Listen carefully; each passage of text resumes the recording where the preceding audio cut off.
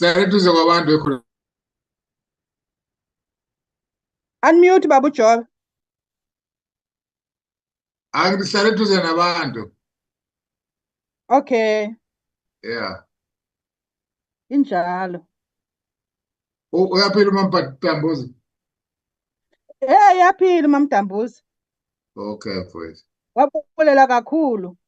Hayi bana kufanele ngithola isikhathi ngimbone yazi ngimkhumbula. Xa lapha eKapa utsho ndiyokubonisa. Okay. Sure. Sure.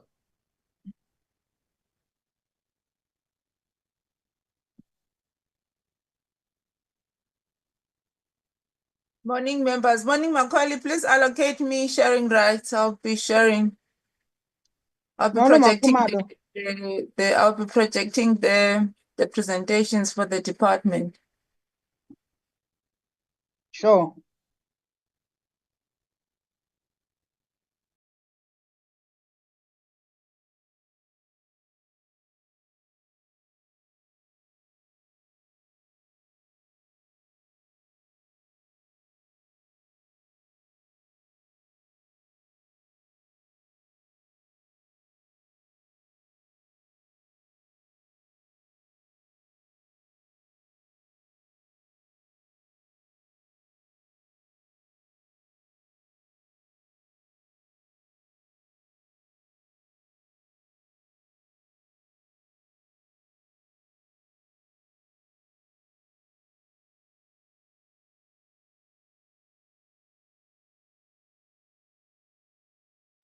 Molo Sihlalo kunjani?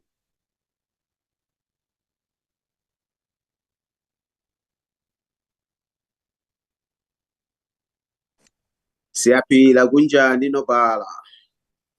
Ndikhona Sihlalo ndikhona. Ndiyabulela. Ukhona uBaba uJobe. Ubaba uJobe. Nobaba uGamede. Bathini bafowethu. Ubaba uGamede.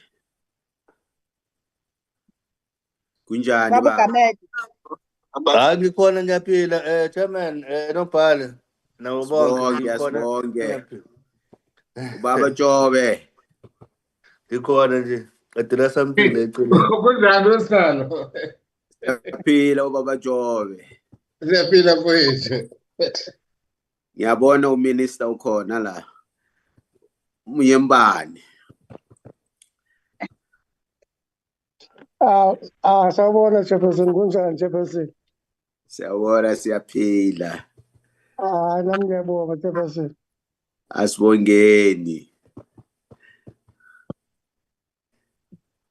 Did wamaTyotyombe chair ukhona? Ubani? UDDG wamaTyotyombe. DDG Babuzama. Zama. Kunjani ubaba Zama? Ngiyaphila chairman singezwa kuwena. Siyaphila baba. Sibona amakhaza. Hayi. Kana nangala koPitola seqalile chairman. Siyabona eish.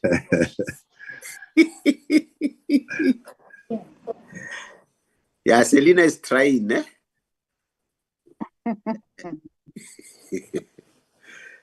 Selina is doing her work. Ngiyazama manje. Iyazama ukuthetha Sihlalo. Yeah, uhandet. Neke uthethe, siyathetha amangiqale ngawukhuluma ngizocetela ngakuthetha.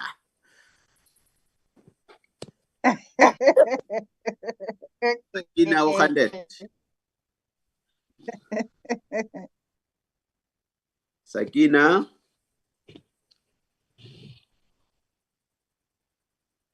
Makazi.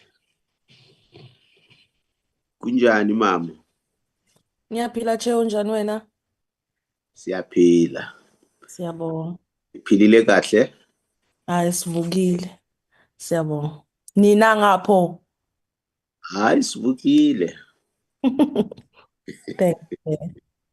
Siyabonga.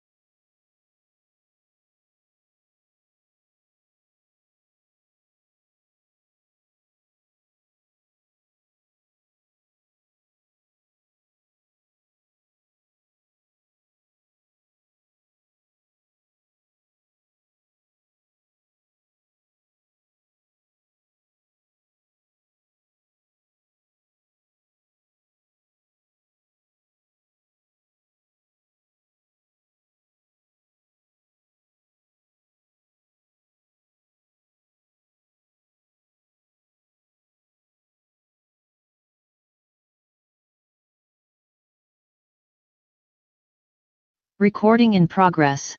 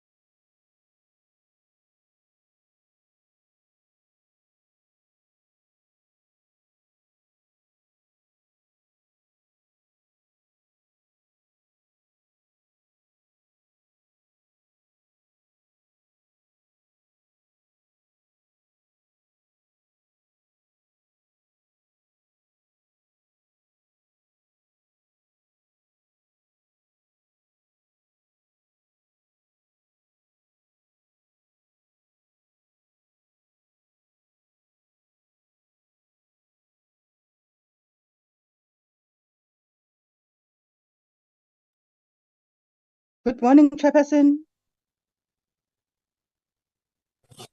Good morning. Are we ready to start?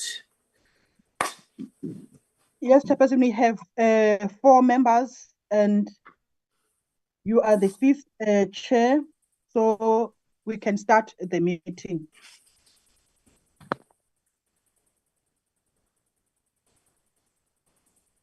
Okay. Good morning, honorable members. And good morning to the delegation from the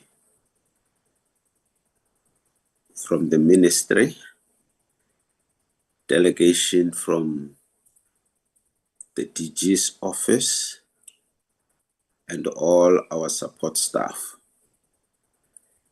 Let me open the meeting. Secretary, can you flight the agenda?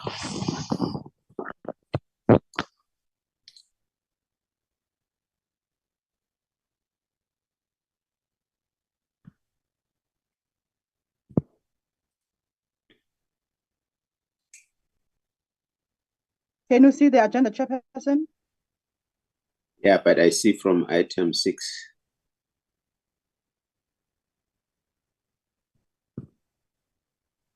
Okay, there's the agenda, honorable members. Can we adopt the agenda as opening and welcome, which I have done? Consideration and adoption of the agenda. Apologies. Opening remarks. Briefing by the Minister of Human Settlements. Deliberations. And briefing by the Department Human Settlements on the intervention made to the provinces. I'm on item 2 now, consideration of and adoption of the agenda. Can I get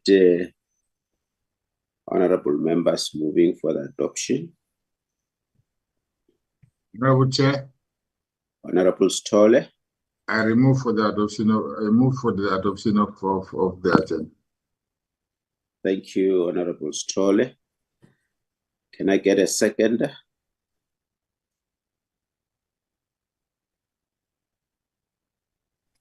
Good morning, Honorable Chair. I second the adoption of the agenda. Thank you very much. I see the DGs in the meeting. You're welcome, DG.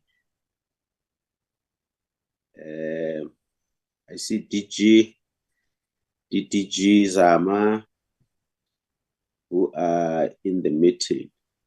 DDG Ngongo. DDG Oh, Netolunyane.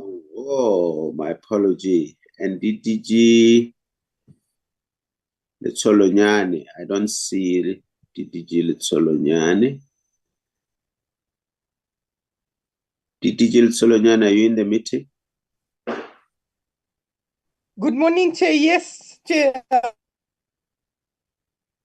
As what? I don't see you here. Oh, I see you now. All right. Thank you, Chair. Thank you very much. Kosi, you're welcome.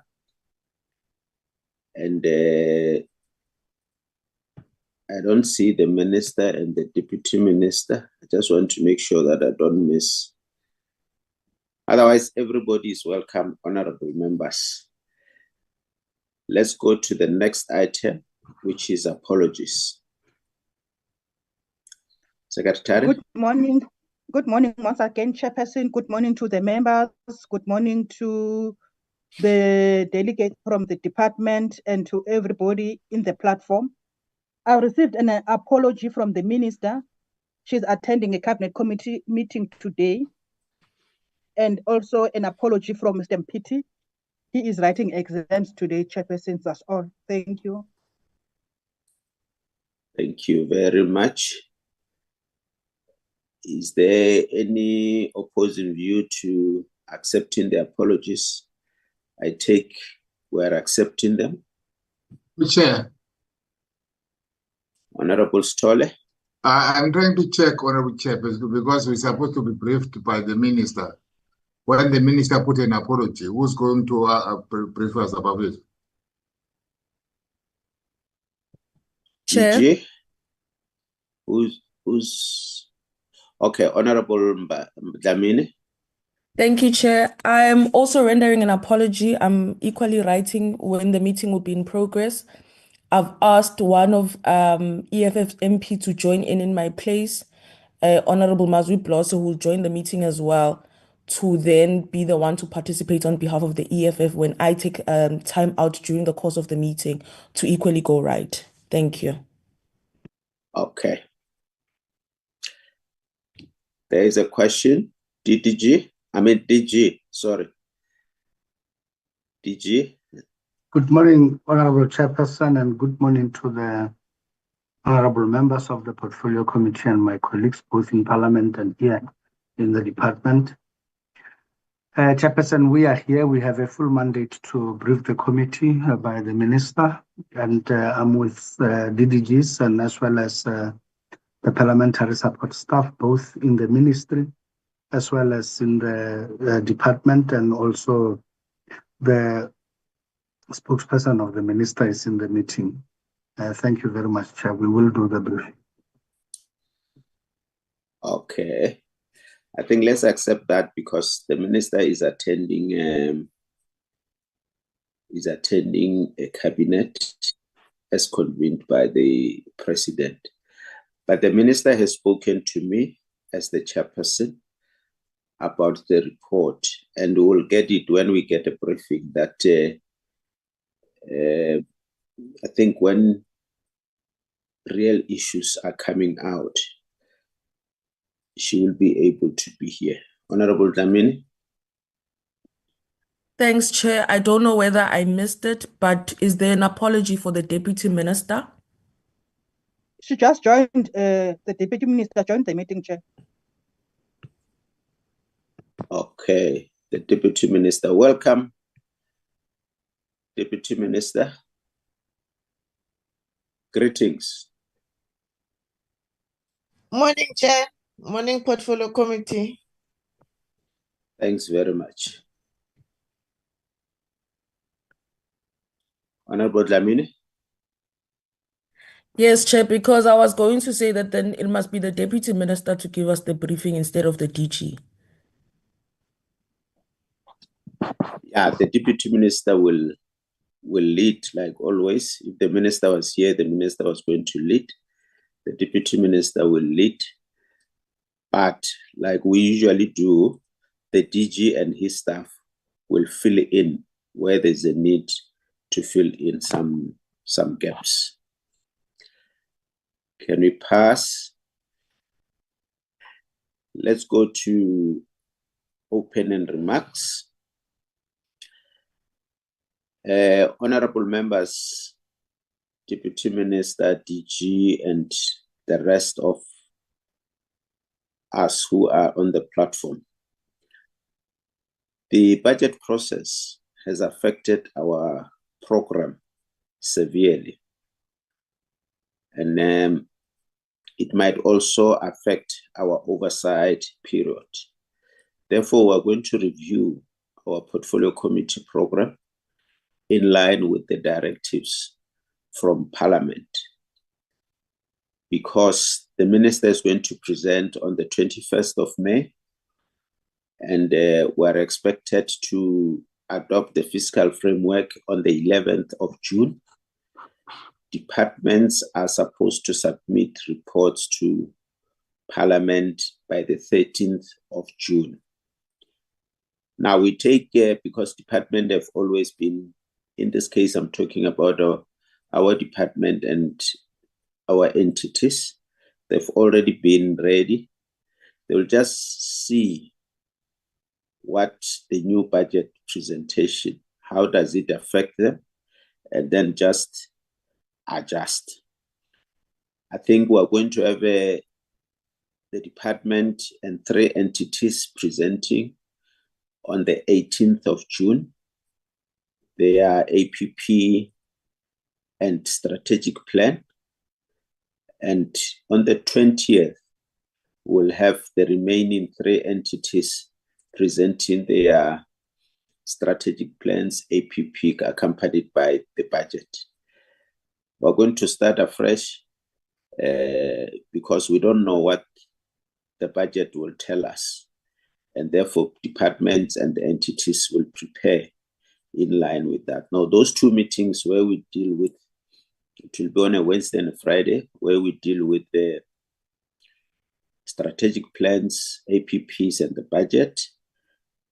They will both be physical in Parliament. So we just request the department to take a lead and start preparing so that we are not behind schedules. Honorable members, as you might be aware, we received a petition from anonymous staff of the NHFC. I wrote to the minister to give us a report in that regard, because there are serious allegations. And I'm aware that the minister has received my letter. I've also copied the deputy minister and the DG so that they're able to work on that report. And in terms of our plans, we're going to discuss that report on the 4th of June, if I'm not mistaken, because we want to discuss it in details and close it once and forever. We can also request that, because the petition also talks about issues that are in the close-up report of the previous board. We can also be favored with that. But we are waiting for the report from the minister, which we will discuss on the 4th. And in that meeting, we will invite NHFC. If at that time the board would have been established, we will do so. If not, we will have the CEO and her executive in the meeting. I'm happy that the minister visited the project in Tembisa. I think it was yesterday. And in that spirit, Deputy Minister, if we were to identify such projects and see whether we can intervene to complete them, even if it means we should not start new projects, but do an audit of blocked projects, projects that are stalled, projects that are not in terms of the standard, and try to fix them for the sake of our people, so that people can still have confidence in this government of ours. Honorable members, last week I participated with other chairpersons in a media briefing in Parliament. In terms of our briefing, amongst others, we emphasized the issue of the lifestyle audit of NHBRC,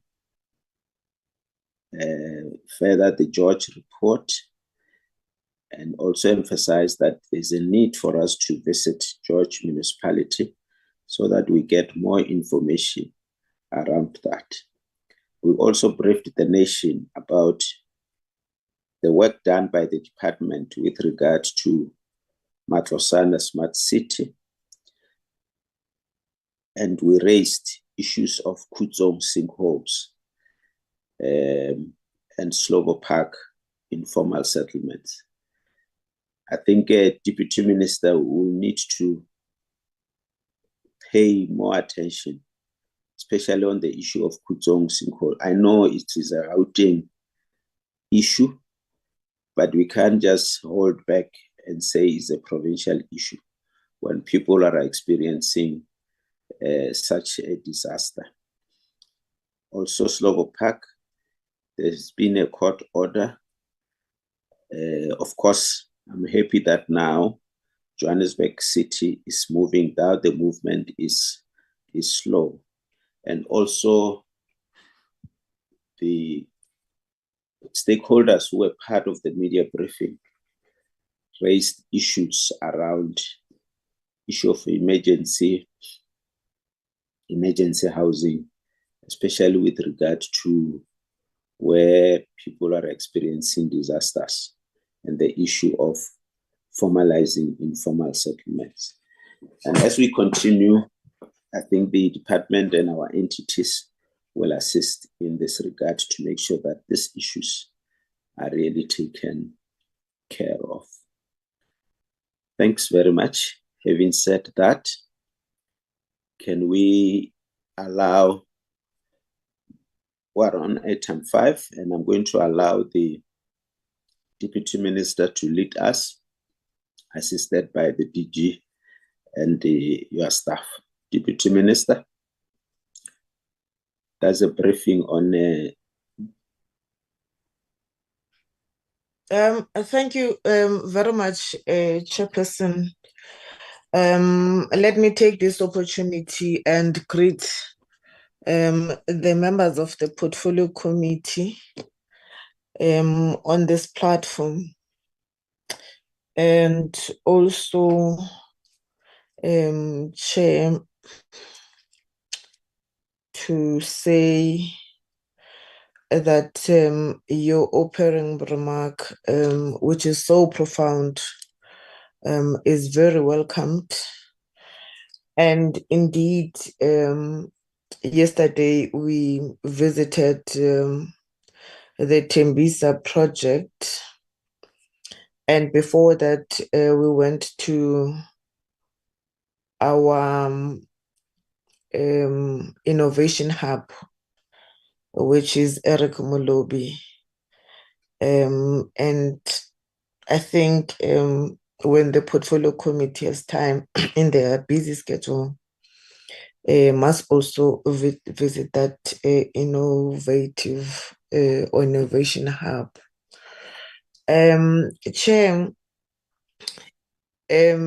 indeed, we took a decision at the level of the MINTOP and subsequently at the level of the MINMEC to say we are not going to start new projects.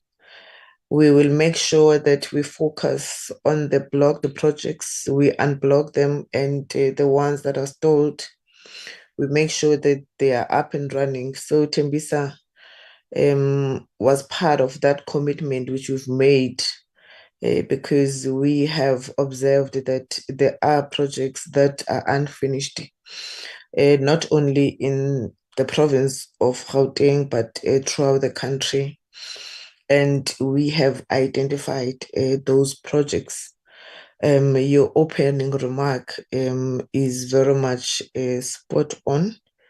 That's why I'm welcoming it with both hands. And everything that you have raised, Chairperson. We're here before the Portfolio Committee today to present on the NHBRC lifestyle audit and on the disasters, and knowing very well that different provinces have been engulfed by the disasters, and it's important that the portfolio committee is appraised of what we've been doing as a department as part of the intervention. And the report and the update on the lifestyle audit of the NHBRC, which started in 2024. And the report itself, Chair.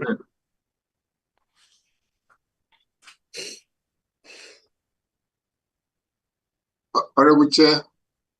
Honorable Stole, is there something you want to raise? Sorry for the we don't see the face of the deer. Oh, yeah, and you are reminding me, DM, I'm told our meeting is live on 408. Therefore, they've requested that we show our faces when we are on the platform. If you're comfortable, please do that. No, Chair, it's not an issue of being comfortable with the load reduction. I might risk that I cut whilst I'm speaking or whilst I'm on the platform. If the honorable members I'll beg for your indulgence, honorable members, with due respect, because the reason why I'm not live, it's because of the network where I am now. Okay, let's continue. But where possible, honorable members and everybody who's on the platform, let's show our face as per the request of the parliamentary communication section, because the meeting is live. Okay, continue, DM. Thank you, Chairperson, and apologies to honorable members. It's a situation beyond my control. As I was saying, the lifestyle audit, it will be presented, and the Deputy Director General of the department is responsible to ensure the operations of a government department and this one of ours, and oversee the operations of our department. And he's a strategic leader in the department and operational management of day-to-day work of the department and so on. So I would allow the DG and his team, our DDGs, they're also here, and the DG is going to lead in terms of the presentations, both of them in the portfolio committee, because he is the one that is delegated with that particular responsibilities. As political heads, we are here also to account to the portfolio committee with the leaders of the department, the entities where necessary. And in this instance, Chairperson, I'm going to allow the DG, without wasting time, to lead in terms of the presentations to the portfolio committee. If you allow me, Chairperson. Thank you very much.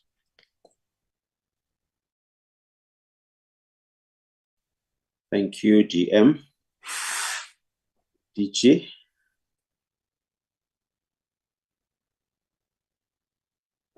If you can also show your face.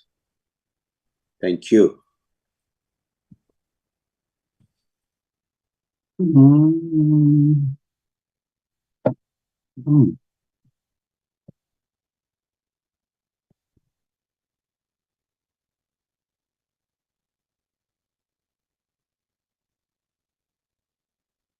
Honorable Chair, good morning.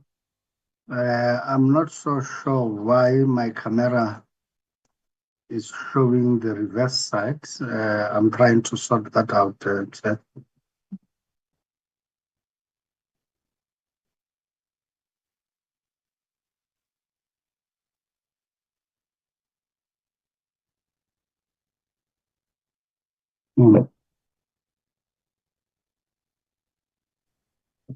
Kosi, you must teach the DG to operate these things. Eh. We blame you.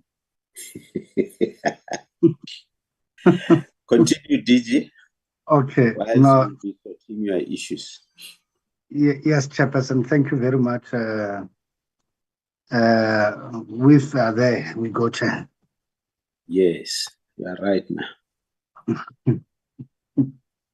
Thank you, Chairperson, and a hearty good morning to the honorable members of the Portfolio Committee.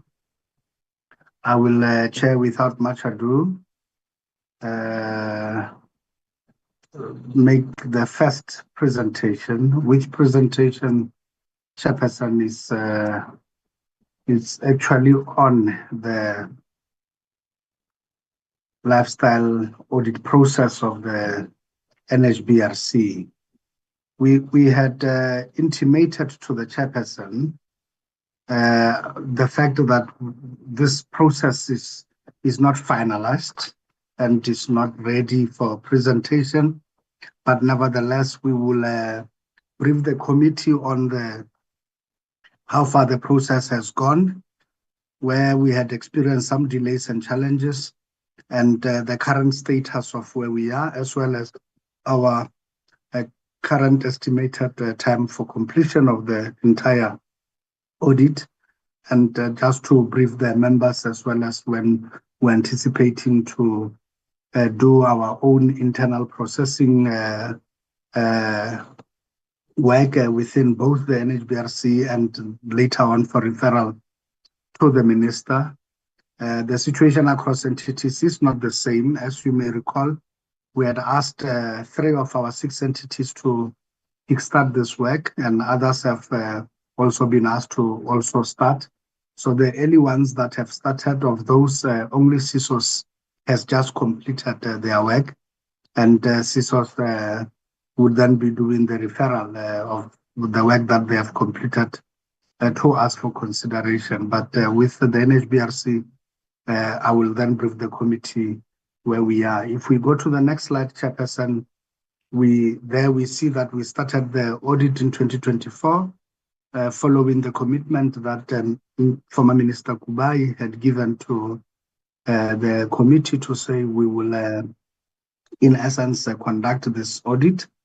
And given that a service provider was appointed to conduct the lifestyle audit, if we go on, we will then see that this audit, in terms of the terms of reference that were crafted, has to look at the individual's financial position, assets, liabilities, as well as any other indicators of the lifestyle choices they make, and whether there are any potential discrepancies or any misconduct that is involved in such choices that they make, and whether there is incompatibility between one's individual financial position or income vis-a-vis what the lifestyle is pointing out to.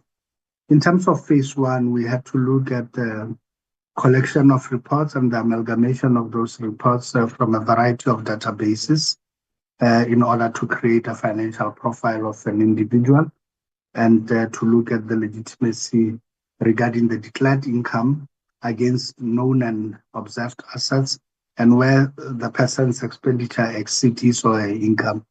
We had to do this phase primarily because, unlike in the public sector, where we are required as executives to declare on an annual basis our income, as well as our assets, as well as any other remunerative work that we may be doing, and any other bequeathals, as well as inheritances, and any other donations or sponsorships we may have received.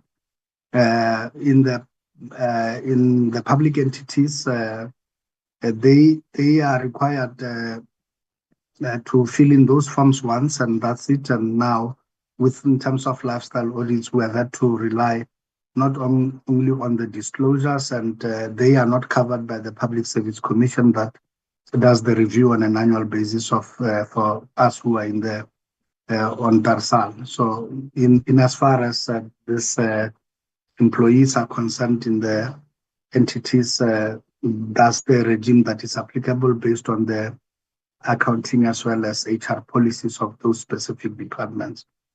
So given these considerations, that phase was critical in order to draw from different databases, including SARS, including Home Affairs, including this registry, banks, and all of the related aspects. And we had to ask for consent from the individuals consent to grant that we are able to access their personal data and information. In phase 2, which involves an investigation to establish through legally sound methods whether the information independently corroborate each other and whether the collection of evidence is actually assisting in identifying any undeclared sources of income, and whether a person is living beyond his or her means, and whether there are any significant debts, assets, income, criminal records, trusts, hidden assets, and undeclared income that may have not been declared at the time.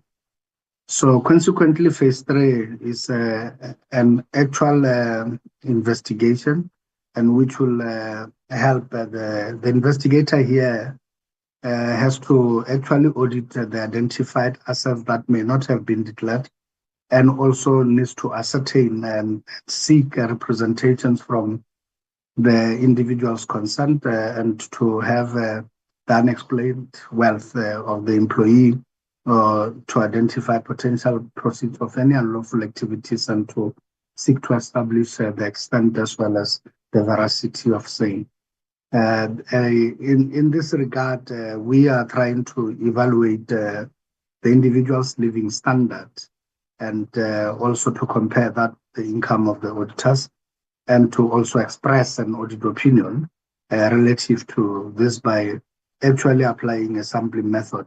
We are not doing the entire full population size of this, and we do not have the capacity to investigate people backwards and even in this regard to determine the extent, but we are looking at the information as is applicable on all legally available databases that are at our disposal. Can we move to the next slide, which then deals with the phase 1 and 2 here? It involved the 2 executive and management personnel. And this is one of the terms of references in which we had indicated that we would want the senior executives, both at top as well as middle management, and also employees involved directly and indirectly, both in finance as well as supply chain, to also undergo the same. The committee itself had directed that the lifestyle of the inspectors be put in, and 216 of these inspectors were then put into that. And I think that 152 of the 216 were referred for lifestyle investigation, which is actually phase 2. So it does happen that at phase 1, what is then found on the database is everything checks out and is compared like for like. And it does pan out that where there are uncertainties and some unexplained matters, then we move to phase 2. So in this regard, as I've already indicated, employees will be interviewed with the expectation that they provide representations as well as further explanations and clarifications where it may be necessary, where there may have been discrepancies or omissions or incomplete disclosures during phase 1. And that those who do not pass through phase 2 and cannot explain properly or otherwise, then are referred through to the final phase, being phase 3 in this regard. If we move to the next thing, we'll indicate that We had a bit of a delay relative to the instability that members know in as far as the issue of the unavailability of a CEO for some time before the board could come in and before the National Treasury could actually step in and apply Section 49, subsection 3. And consequent to that, we had some delay in this. Again, the issue of personnel, both in supply chain finance as well as the inspectors. We had a lengthy period to reach out to all of them. January 2025 up until March 2025, we're involved in phase 2 of that of the project. And the project that stifled a little bit with no approvals in place. The service provider appointed has now recommenced with the work. And the delay in the start of the process also was due to the fact that the unions at the NHBRC, specifically NHAU, had raised concerns about the process and the fact that they were not consulted. And they also raised the issue around the processes relative to the information regulator and how we will actually secure the data of individuals and how will we ensure that all is well. The entity did engage with the union and did address the concerns of the union, but the bargaining process took a bit of time and delayed the start of the project. But as we indicate, the project has now started. Next slide. So we are expecting to complete as per the current timetable of the service provider, with all those delays having duly been taken into consideration by the end of June, on the 30th of June 2025. If we do not experience any further challenges to the process by either of the parties, and this goes according to that, and everyone sticks to the deadlines as they have been given for feedback and for representations to be made. And accordingly, we are clear that the NHBRC governance structures, both at the executive as well as board committee, HR committee, as well as the board itself, we have given them tight timelines to complete by July 2025, and that the board needs to do its referral at the time of finalization by 30th July 2025. Then thereafter, we are looking at just determining the size and the volume of the number of employees involved. We had agreed that we would consider this during the period of August, and most likely at the earliest we would be able to present the report before Parliament, having duly dealt with all matters and having reviewed the work that had been done by the entity, and having sought if any clarity is required between the minister and the board, and if meetings have to be held, and also appropriate actions that needs to be undertaken without compromising the integrity of the process. We would then table before Parliament or Portfolio Committee by the end of August, beginning September 2025, depending on what is happening, so, and whether we do receive any challenges. However, we do commit that should the process be challenged and we have further delays, then we will immediately inform the Portfolio Committee. And in this case, we envisage that should there be any legal challenges to the process or court processes or anything, we will immediately inform the Portfolio Committee as to why the report cannot be finalized. But those are the indicative timelines relative to this process. Thank you very much, Honorable Chancellor.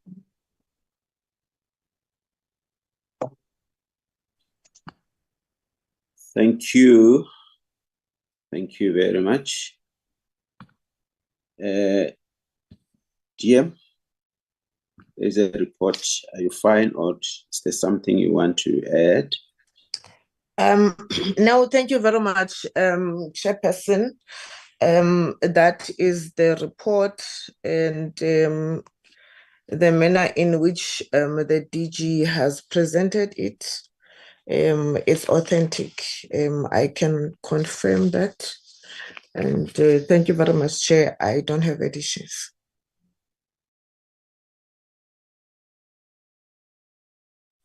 Thank you, honorable members. There's the report. Let's engage with the report. I'm going to give each member 5 minutes to ask your questions to the Deputy Minister, the DG, and their team. And if there's a need for follow-up, I'll evaluate and give you an opportunity, and we take it from there.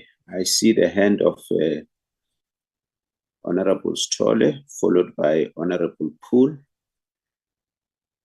Honorable Stolle, DM and DG, the Honorable Stolle will ask questions. Then I give you an opportunity to answer before we go to the next member to ask questions, so Chair. that we don't have 100 questions. Chair. Yes, Honorable Dlamini. Apologies for using my mic. I'm struggling to raise my hand through the gadget, and I'm kindly requesting to be noted as well. Thank you. Okay. Yes, it's Honorable Stolle, followed by Honorable Poole, followed by Honorable Abada, followed by Honorable Kekakile, and then followed by Honorable Dlamini. I think you are still in the meeting, Honorable Dlamini. Yes, I am, Chair. All right. And then after Honorable Dlamini, it will be Honorable Gamede. Honorable Stolle. Thank you, Honorable Chairperson, and thank you to the DG and the Deputy Minister. First of all, I want to. I'm trying to do it, Honorable Chairperson. I don't know. It just says I'm mute, so I don't know what is called. You say I'm on top of the video. I'm trying to check. I don't know what is happening. Technology, my friend. I'm going to take you. I must take you for lessons, IT lessons. Okay, continue. Thank you very much, Honorable Chairperson, and good morning to members and the DG and the Deputy Minister. Honorable Chairperson, the first thing that I want to congratulate them for bringing this REF audit reports to us. But my question, Honorable Chairperson, first one is that because we have so many entities, how many entities have been completed their life audits? If the source have been finalized, what have you received from the source? Because I hear that the source has been finalized. And the other Honorable Chairperson is the issue of other entities, if that one can be actually briefed, because I know that the one that we are dealing with it now, it was provoked by the situation of George. So now that's what I want to find out. That the first one, Honorable Chairperson, and the issue of referral, Honorable Chairperson, because I see that there is a two referral from 82 and 152 from 216. The record issues on that referral, are they referring to unions, or are they referring to legal issues, or what is their referral for? What is their referral? And the other issue, Honorable Chairperson, is the issue of unions, because always I think that if there's something that is going to happen, they must actually consult with the unions. Why they didn't consult the union before there is that actual stumbling block? Because if the union was consulted timeously, I think things were not being delayed as it's happening now, Honorable Chairperson. So now I'm trying to check now. Their completion is 20 July 2025. Are they sure about that time frame, or That's just their estimation, Honorable Chairperson. And the last one, Honorable Chairperson, is the issue of capacity to investigate. Because I'm checking that capacity of investigation, if they do have a capacity, if they do have, if they follow a member or a person or an official, do they check the previous record of the officials? Thank you, Honorable Chairperson.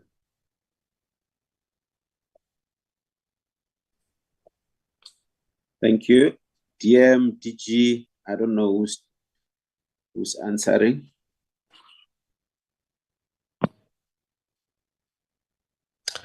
Thank you very much, Chairperson. The DG, I'm sure, will take the question on other entities which I suppose, or whether they have other lifestyle audits reports.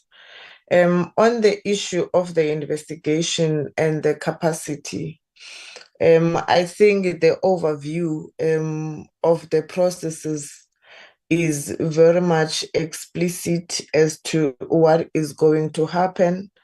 And it also says that because it's in different phases, the phase 3 highlights that an investigator may require assistance of an auditor to identify assets that could clarify the unexplained wealth of any individual. So that means then, therefore, that we will have some kind of additional capacity so that we have a seamless process which has all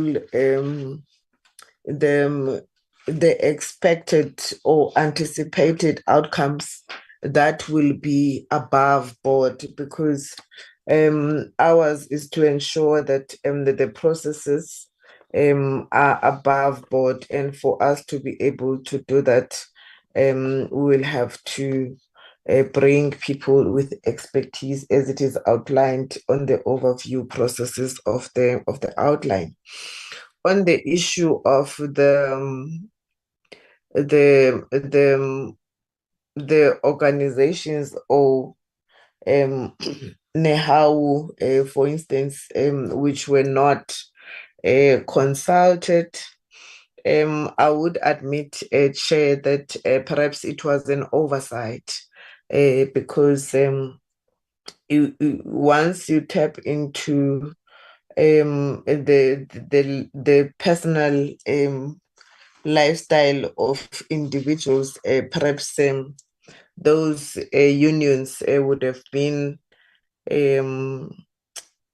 consulted, and the DG, in fact, is seized with the responsibility to ensure that he follows up and we do the right thing so that we don't remain with an egg in our faces after the whole process, because we want a process that will be seamless in a country like the one of ours, which is very litigious in its very nature. So I'm going to allow the DG to respond to other questions from Honorable Sithole. Thank you so much, Chairperson.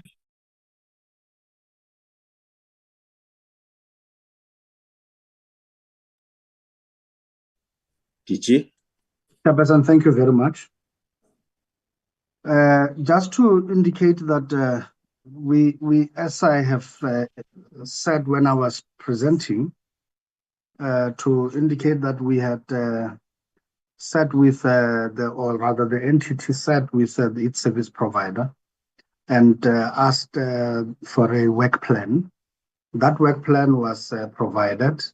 And in terms of the work plan, we too, when it was shared with us, we asked that it be congested a little bit, and it was brought back and it was congested.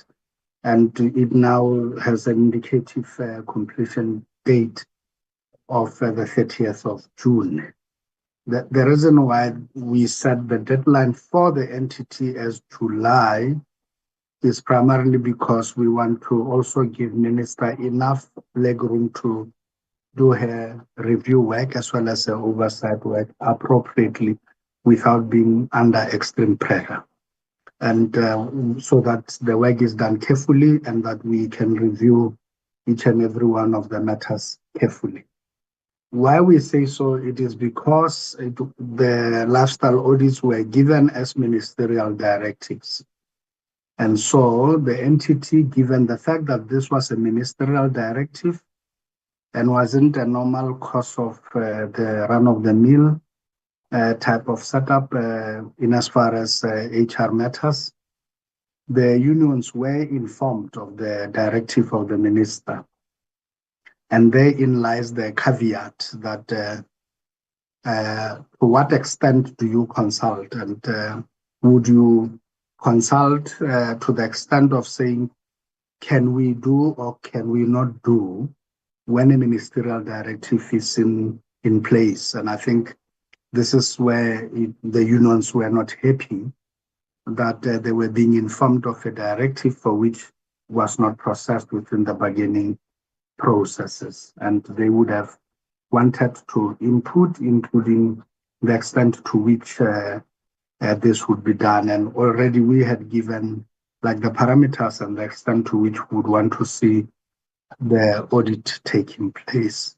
So given those considerations, this is where the management of the entity and the unions had I couldn't even call it a dispute because the unions did not really declare a dispute, but rather made representations that even if it's a ministerial directive, they shouldn't just be informed, but that it should actually go into the bargaining process. We had allowed the matter to go through that bargaining process out of unions and for the sentiment being expressed by the Deputy Minister. We are consistent about that in the application and the respect of the representatives of employees and organized labor. And to that extent, that has since run its course of the mill.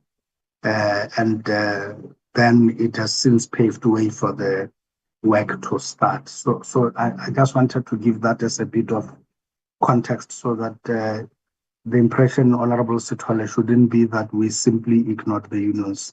They were not ignored. I think it was a matter of approach rather than any other thing. And I don't think there was any blood on the floor relative to the engagements that ensued once they were informed of the minister's directive to have a lifestyle audit being undertaken.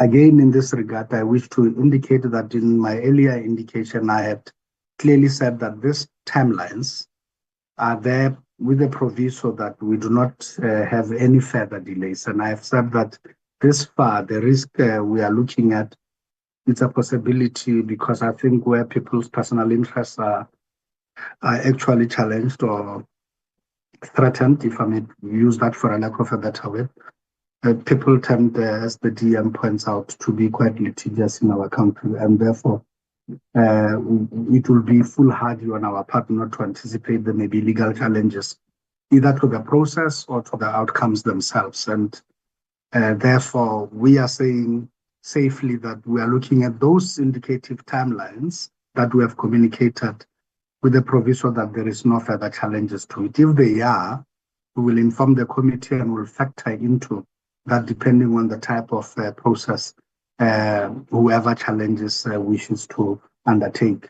But this far, we are busy with phase 2, and we haven't seen anyone, whether from phase 1 or phase 2, indicating any legal challenges this far. So we hope it stays exactly that way so we can meet the timelines that are indicated.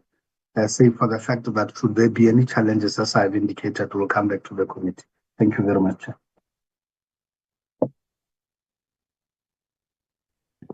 Thank you. I think you've answered. I was asked about how many entities have completed and what has happened with CISO. Yes. As I've indicated, at the goal, we then said 3. The committee had asked us only of the NHBRC. But in the risk matrix, we identified the top 3 that we thought were at high risk of potential of this. We then said that the 3 must start, and then later on we issued a further directive to the remaining 3. So given that the other 3 are only out of the starting blocks, but the others have started, but their processes obviously with their own governance issues, and also with the issues of lack of boards in some instances and so on. It has been a bit of a drag for them to get out of the starting blocks and to move speedily. But I do indicate that with CISOs, their process with the service provider, which in this case, by assignment, their service provider was the SIU. So they are done on their part with the service provider. And we are expecting that they are supposed to now, that the SIU is supposed, we're expecting it during the course of this week, that the SIU will do the referral to us to process the report. We are yet to receive the report. We haven't received it yet. It will be, should I say, improper for us to go. We can follow up the entity. The entity needs to put pressure on the SIU to submit the report to us, and so we can process it. So that part, as soon as we do receive it, we will process it. We know this is not what the committee had asked us about, but we were doing it for purposes of good governance on our part. And should the committee be interested as well in the outcomes of this one, I'm sure that is the decision of the minister, but I'm confident that both the minister and deputy minister would not have any qualms in sharing the outcomes. Thank you very much. Thanks very much, DG. I think you've answered all the questions from Honorable Stole. Honorable Poole. Thank you, Chair. I only see the mouth. Yeah. Thank you, now Chair. I can see That's the better. head. Okay, thank you. And I have a big head as well. Yes. Morning, Chair, and morning, everybody on the platform, honorable members. Yes, the department indicated, Chair, that the service provider is appointed to conduct lifestyle audits in 2024. Could the department provide exact date of this appointment to assist the committee in determining how long the process has been underway? And can the department give us estimated financial costs thus far? According to the report, 80 officials have been cleared thus far. Could the department furnish the committee with a list of these individuals and clarify the criteria used to arrive their clearance? Additionally, what frequency or regularity is involved to future lifestyle audits? Will this become a standardized monitoring practice? The presentation notes that 2 individuals are still undergoing further lifestyle audits. Could the department specify which phases of the audit process these to fail to pass? What is the estimated timeline for finalizing these assessments and ensuring completion within the audit deadline? Lastly, the NHBRC has indicated that lifestyle audits are currently limited to executive and management personnel, and that the process was delayed due to internal consultations with the bargaining unit. Given the importance of financial integrity across the delivery chains, can the department confirm whether any measures such as enhanced vetting, declaration of interest, or conflict of interest checks are applied to contractors or suppliers involved in NHBRC funded projects, especially in high-risk areas like procurement, inspections, and supply chain? Then, of course, I want to echo what my former member was said, and it's really worrisome that of 260 inspectors of this institution, 152 is prefer to phase 2, and that is a worry story and a concern, and I echo his sentiment as well. Thank you.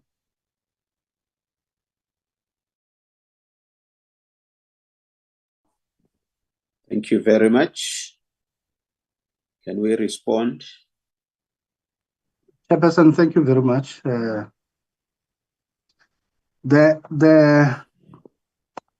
Let me start with the last comment.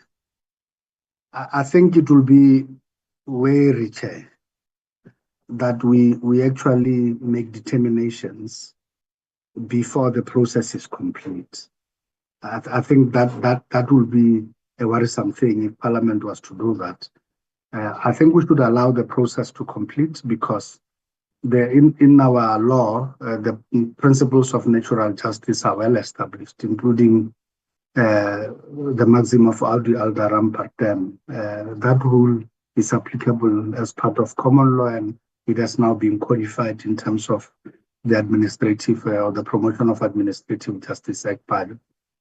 So I don't think we should do that. We shouldn't cast any aspersions or be worried that 152 of the inspectors have been referred for phase 2. It's a process. Let's allow the process to run.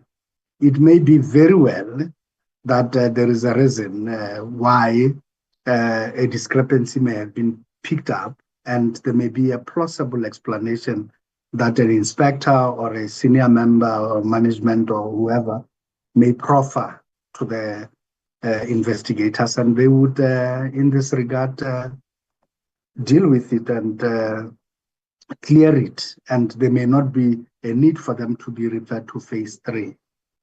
And even if they are referred to phase 3, I think that it is important that we also allow the process to be finalized, because even at that stage, there may well be a plausible rationale or reason or explanation as to why the outcomes are what they are. And until the report is completed and then is tabled and we have processed it and we have taken appropriate measures, then I think Parliament can then indicate its concern about what the findings actually are. At this stage, there are no findings. At this stage, there's no one who's being said to have done anything wrong or couldn't comply with the process or couldn't even pass the muster of the scrutiny we are subjecting the employees of the entity towards. So I think we should be wary, and I think we should leave it at that, Chair, that it is a process. It shouldn't be worrying at this stage. We should simply note that the process is at this stage, and this is what it entails, and let's allow for the process to run its course. Let me move to the issue of the capacity that has been raised, whether we have the investigative capacity to do this. The reason we went for a private sector, we knew that internally, our internal audit units would not be able to do this job. And this is why we encouraged, and even with the SIU, we knew that if we want the quicker turnaround, they would not be able to do all entities. So it is best that they do a few, and others are done by the private sector companies that have capacity to pull this work and to bring it, and the turnaround be much quicker than we can anticipate. And I think that that is the process we have followed this far, and the process we are following even going forward in this regard. So I now need to indicate that Honorable Poole, through the Chair, the matter that you are raising of enhanced vetting and whether we are looking beyond the employees and also to the service providers that do business with the NHBRC and vetting of those contracts, I think that's not part of the terms of reference of what we're talking about today. There is a separate process in which conflict of interest, as well as ethical conduct, as well as contracting, and whether we are contracting legally and within the prescripts, and that is the prescribed audit process handled by the Auditor General, South Africa. And that is what the purpose of the annual report that is issued together with the audit report of the AG deals with that aspect, not this what we are dealing with. And it will be a mistake to conflate the two.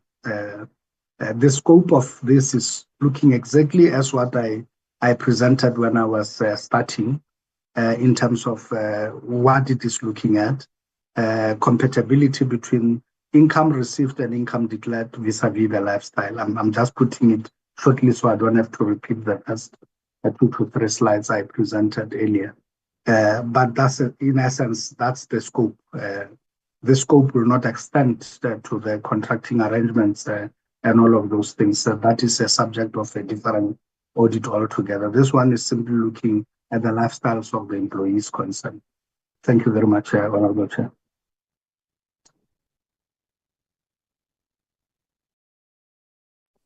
The financial implications. Financial implications relative to this matter, I think we can ask the entities because they have run their own procurement processes. We haven't inquired as to that.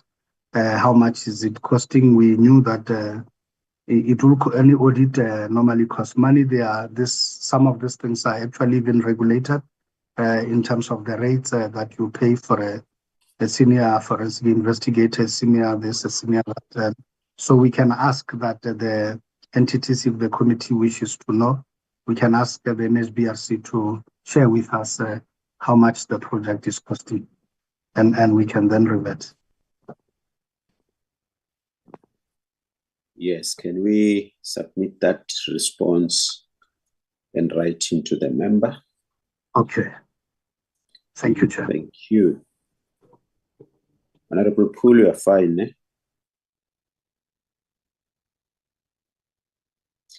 Honorable Abada? Yes, Chair, except for the exact date in 2024 when the service provider was. The exact date, the month and the date. Oh, exactly when was the service provider appointed? Yes, in 2024. Can we also? Yes. Can we have that as part of that response, DG? Confirmed, Honorable Chair, will do so. All right, thanks. Secretary, try to follow up so that we don't lose that. Honorable Poole needs to get that answer. Honorable Abada? Good morning, Chair. Why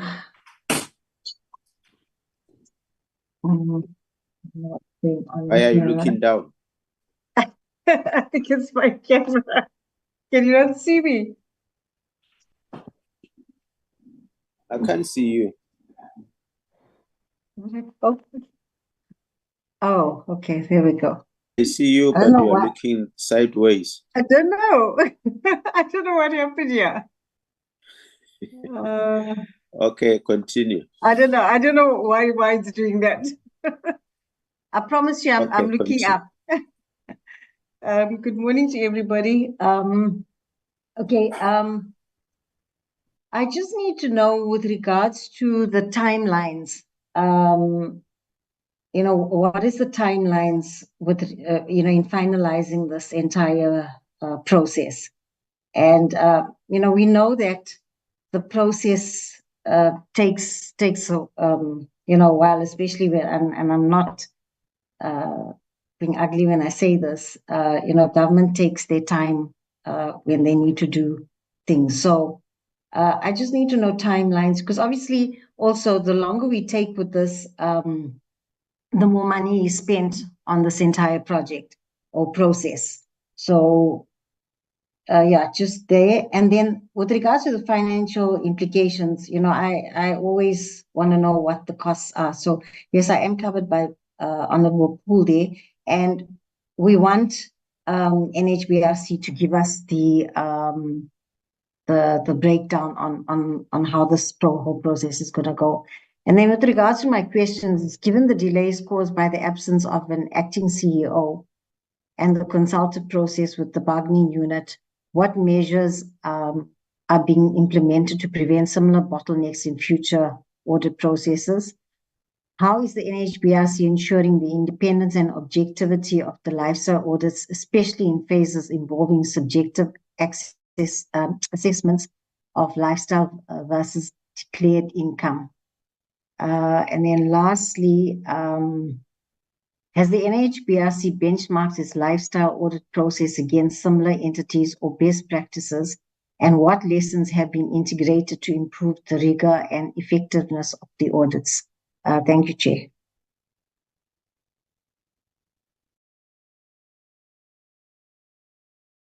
Thank you very much. DG? Thank you very much, Honorable Chair. Sure. The timelines, Chair, I have responded to this. I'll respond again. The timelines involved, as I've indicated, we are now where we have set the deadline for the entity to give us the report by July this year, end of July. And we have based that timeline on the fact that the entity and its service provider have agreed to the timeline of the service provider finishing and then the entity processing the report internally by July the 30th, and that we are saying by the service provider is supposed to give them that report by end June, and the entity is supposed to process it internally by July 30th and submit to Minister by that same timeline. And given that, we have said we are looking at end August to early September to submit before the committee when all else stays the same and all is where it is, and that there are no further challenges to the process. Should there be, we would then come back and inform the committee immediately of further delays. That's on the timeline. On the issue of what measures have we taken really to prevent further delays, as Honorable Abada poses the question, Chair. In this regard, as I've indicated, that we have passed through the hurdle of that, and that in phase 1, we have not seen any further contestations or anything. And we are now in phase 2, and up to now, we have not seen any. And we are continuously giving feedback to both the employees as well as the unions of how far the process is. And we do not anticipate any further delays relative to the completion of phase 2. We think we may have, it's a possibility that we may have legal challenges when the outcomes of phase 2 are there and we're supposed to move to phase 3, or even at the end of the phase 3 process. But we, like this, Chair, if I was a Sangoma, honestly, Chairperson, I think I'll give you a much clever answer if I look through the crystal ball. But certainly, we have no way of telling that they would be or they wouldn't, but we have to factor the risk in and plan accordingly. And that is why I'm saying that we can only inform the committee when such challenges, and we'll look at the nature of the challenge and what it will take to resolve it, and then give further revised indicative timelines to the committee at the earliest convenience. On the issue of the benchmarking exercise and whether this methodology that is being followed by this company, is it benchmarked against the best that there has been in terms of lifestyle audit methodologies? Yes. And in fact, our benchmark has been on what the SIU does, and that's what is contained in the terms of reference. This 3-stage process you see is one of the most intensive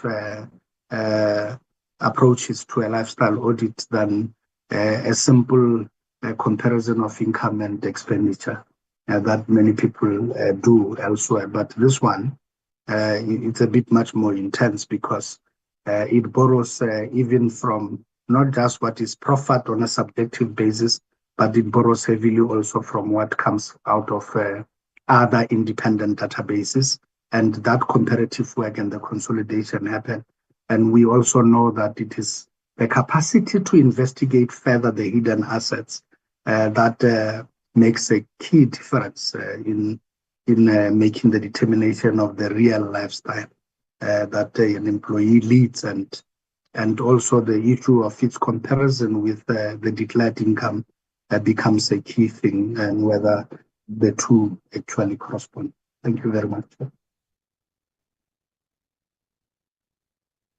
Thank you. Are you okay, Honorable Abada? Thank you, Chair. Yes. Thank you very much.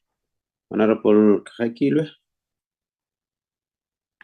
Good morning, Chair, honorable members, DM, DG, and the team. Some of my questions, Chair, have been responded to. And the issue of the service provider under the challenges, the presentation indicated that the service provider has been appointed, but for phase 2 for the inspectors.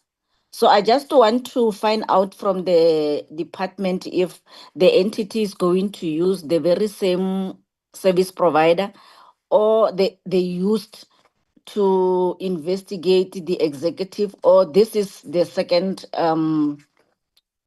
service provider. And then the other question was with regard to the union issue, but DG has responded to some of the question.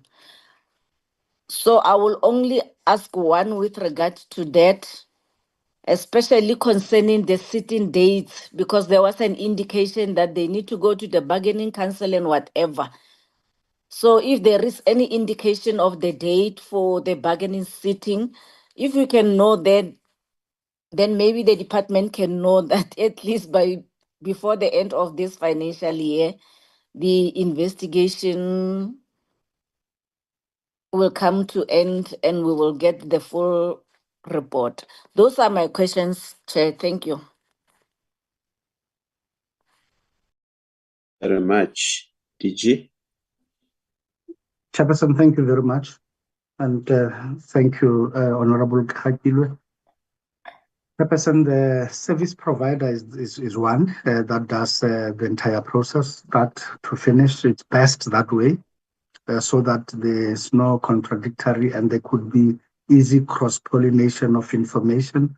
And there is also seamless access of information in phase 1, phase 2, and phase 3. And also in the final report where trend analysis is to be done, comparison of different classes of employees vis-a-vis the outcomes and findings that are being found. It's always better when all that information is contained by one service provider instead of expecting other service providers to utilize information obtained by others. And the packaging, the utilization, as well as the data mining becomes much more easier if it is the same service provider. So that's what we see, and that's what the answer is, and therefore it will be seamless right across the 3 phases in that way. The date of the bargaining chamber, we are not aware the next one when it is. We can inquire with the entity and then respond to Honorable Kakilwe about the actual date. But what we do know is that the commitment has been by the entity that the employees, together with the unions, particularly the affected employees, will be informed of the stages of the process and regular updates in terms of where the process is and where it is. And I think ultimately, even the processing of the report, the unions will be kept abreast in that regard. But we can, if the interest is on the actual date of the next sitting of the bargaining chamber between the unions and the NHBRC, we will ask the entity to provide the date and then pass it on to the honorable member. Thank you very much.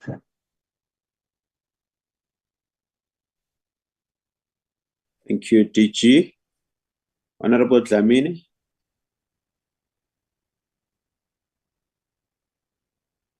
She got. Chair? Chair? Oh, you are, yes. Hello? No, Honorable Bloze, Chair. I'm going to take the questions on behalf of Honorable Dlamini. Okay, continue. Yeah, no, thanks, Chair. Sorry, Chair, I won't have my video on because I've been struggling with network a bit. So the video is going to give a problem. Again, we've got those issues of load shedding now. But we are fine. I think I'm audible. Yeah, continue. Look, Chair, I think greetings to you, Chair. Greetings to honorable members, the DG and the team. I think, Chair, most of the issues have been covered by some of the members. But I just need a little emphasis from the DG in terms of the appointment of the service provider.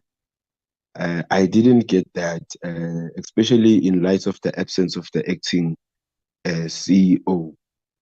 Now, how was this service provider appointed? Did it go through a tender? Was he handpicked? And maybe even in response to that, if the DG can also tell us just briefly the background of the service provider, if they have done such work before, which is why then they felt that they were credible to then come and assist them with this regard. And also, Chair, in regards to the lifestyle audits, you know, when you are dealing with educated individuals, they become sophisticated in how they handle such issues. So how far is the investigation? How far does it go? Do you look at their spouses? Do you look at their parents? Do you look at trust? Do you look at their kids? Because they tend to be that element of wanting to hide assets outside of their names. And then when you look at them individually as a person, you are unable to find anything. But if you dig deeper and you investigate what the wife or the husband might be owing, if you go and look into anything in the names of the children, if you go and look at the family trust, then there you can be able to find something. So I just want to check in that. If does the lifestyle audits go in as deep as that? How far does the scope of work go? Yeah, I think those were the issues, Chair. Just in terms of the service provider, how were they appointed? How far is the appointment of the acting CEO? And then how deep does the scope of work go into these lifestyle audits? Thank you very much, Chair. Thank you very much, Honorable Blosse. DG? Chair, thank you very much. And thanks to Honorable Blosse for the questions. Let me start with the last one. I think our scope goes to the extent as far as we can avoid legal review, that we do not infringe on other people's privacy who have not signed up with the NHBRC anything and have no obligation to the NHBRC whatsoever. And the fact that they may be relatives or family members of a specific person does not automatically translate them into this. In effect, the Financial Intelligence Center Act and the regulations pertaining to the so-called politically exposed individuals or persons, the PEP, that they are listed. And if you look at it at face value, they are listed as immediate family members. And that is as far as the law allows us to go deeper there. Can we go to uncles and nephews, nieces, what? No, we don't think the law will allow us. In effect, it will constitute a violation of other pieces of laws in our republic, and we go as deep as the law allows us to go, and we go in essence as far as the law will allow us to go to. So that's how deep we go in that regard, and I think the very purpose is exactly what the honourable member indicates, and which is in essence the fact that we have to try and do all what is possible to identify hidden assets. I think that's the bottom line, the identification of that, and we seek to also look at the discrepancies in terms of what has been declared and what is actually realizable and what is on the table. On the issue of who's the service provider, personally, I don't know the name. The department does not get involved that far. We do not interfere in the appointment process of service providers. We know that that is a matter that is regulated by law. There are prescripts about how service providers must be appointed, and where we find that a service provider has been appointed erroneously, we bring those that are involved to account. They account for regular expenditure. The entities themselves have their own audit committees and their boards, and there's also the AG that comes to audit them, and their reports are tabled with the Parliament and with the committee. We are quite clear that we will not go that far in insisting who the service provider must be, the manner of the appointment and so on. But I doubt, Honourable Member, that all the NHBRC would simply handpick a service provider. That is not allowed in law. And if indeed such has happened, such is reviewable, and there will be consequences that are severe for anyone who would have done so. And I think that the delegations of authority do exist at the NHBRC as to who can appoint who for how far. But once more, Honourable Blosse, if you are interested in this, I don't think it's a matter that we can dilly-dally about it. If you want to know who the actual service provider is, we will ask the entity to provide same information and submit it to you. But we do not believe at all that the picture you are painting, that they may have easily been just handpicked and not followed the right prescripts. We doubt that would be the obtaining situation. We will nevertheless seek the name and provide it to you. Thank you, Chair. Thank you very much. Let's get that information and submit it in writing. DM, you want to add?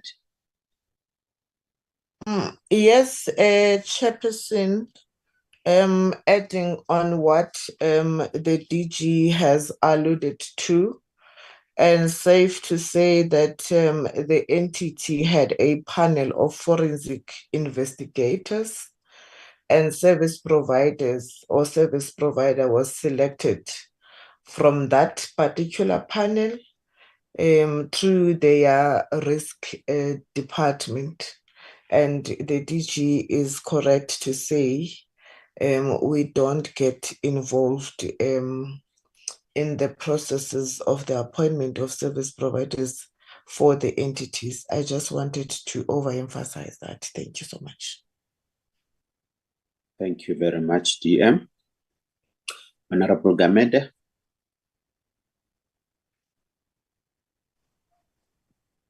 Can you see me, Chairperson? Yes, I can see you. Okay. No, thank you very much. Greetings to the Deputy Minister, the DG, and the whole team from the department, and greetings to my fellow colleagues, members of the Portfolio Committee. I think it's on the third slide where it's actually from your presentation, DG, where it talks about the absence of the acting CEO.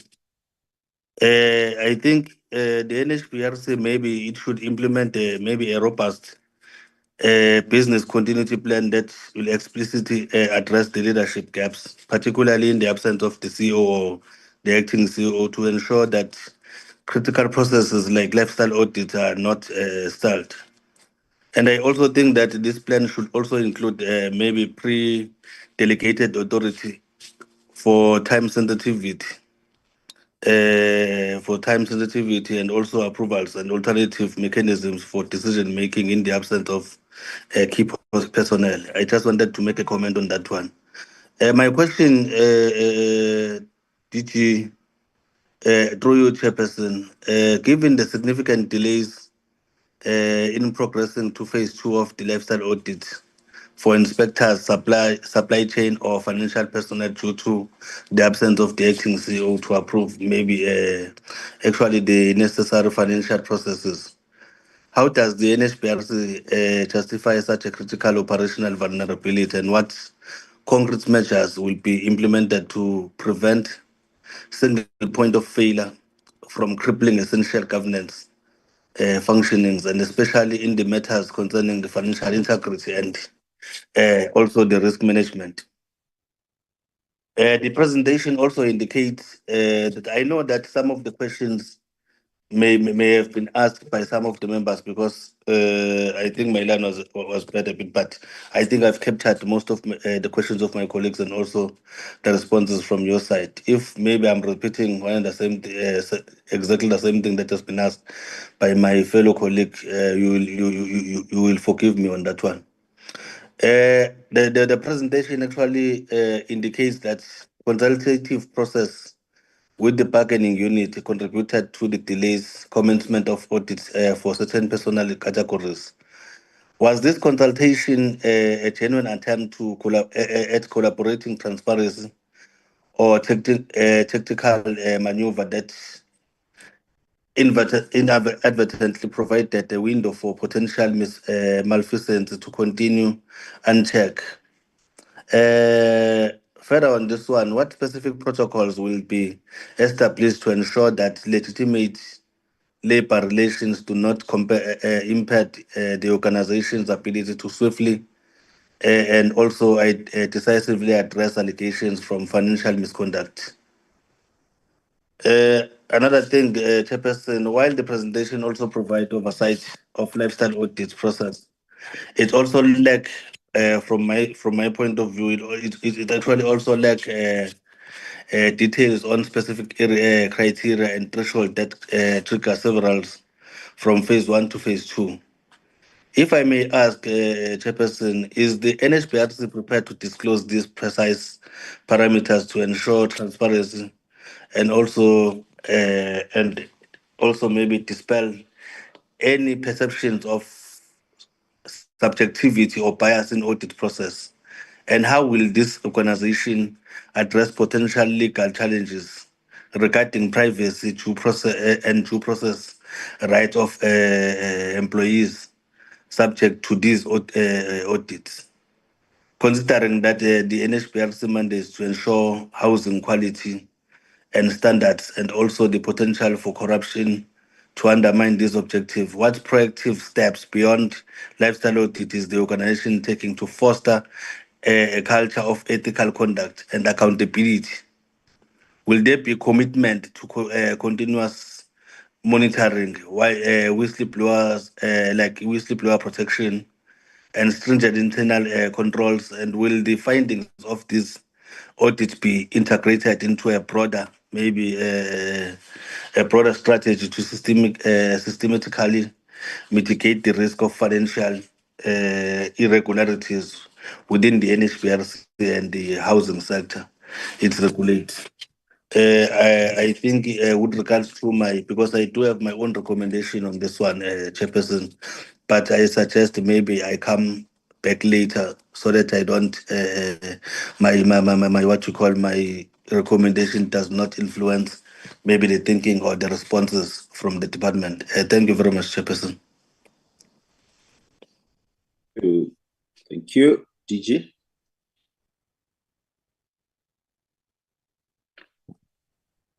Thank you very much, Honorable Chair, and thanks to Honorable Gameda for the questions.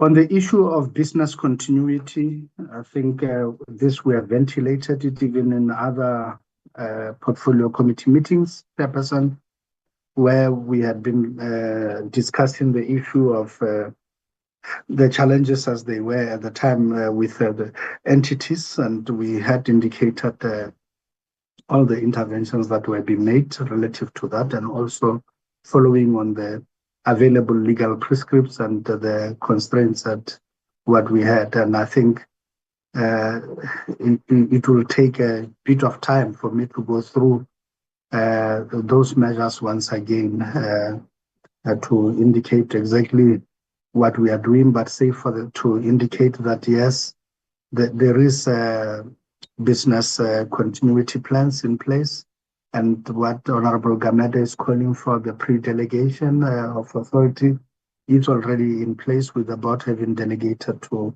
both the CEO as well as senior management how far they can go. Even board committees do exist at the NHBRC already with delegated authority, and the board also carrying its own mandate, and with the minister also having delegated certain functions in terms of the shareholder compact with the board. Like I say, we have traversed this area before, and I just wish to reassure Honorable Member Gamede through you, Chair, that indeed this do exist at the entity. On the issue of the financial integrity process and what indeed whether are we genuine that in undertaking this work, or are we simply doing a maneuvering to leave a window of opportunity for wrongdoing to continue unabated? I think this indeed is an affront on our integrity, Chairperson, because in essence, ethically, everything we do, we are seeking to do the right thing, and we are seeking to ensure that we meet with the master of the law. And I think it's unfortunate that without any shred of evidence that we aren't genuine in undertaking the process, we are simply maneuvering. I think it's an unfortunate observation on the part of the member. But once more, I can simply reiterate that we are very, very genuine, and I believe our Minister is very genuine in having asked that the entities undertake this and following on what the committee, and I also believe that the committee was extremely genuine when it also asked that we undertake this work, and that we are not just doing some smoke screen of sorts and masquerading ourselves as people who are committed to doing the right thing, when actually we are perpetuating and we are complicit with the entities in doing wrong things. So I'm just saying that I wish to reiterate that we are without any shade of doubt in our minds and opinion that we are very committed to doing the right thing, and that this represents a genuine attempt at finding out and getting the true findings so that we're able to act on them where appropriate. On the issue of what steps are we taking other than the lifestyle audit on a proactive basis to make sure that we mitigate against potential corruption? Yes, indeed, there are several measures that are there. First and foremost, there are checks and balances in terms of delegations of authorities, but also in terms of approval processes for several things. And even where people are delegated, there is a room for review.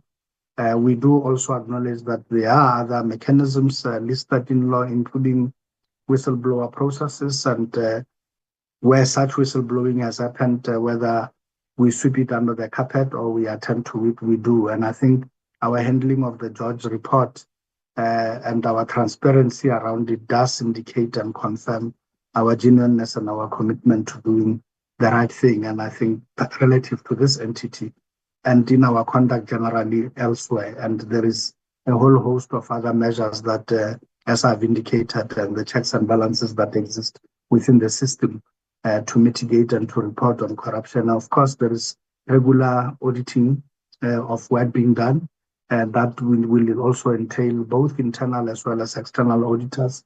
And there's also risk management processes in place at the NHBRC to check for these things. And finally, also scrutiny and oversight of Parliament as the final arbiter in this regard, other than the courts. Thank you very much.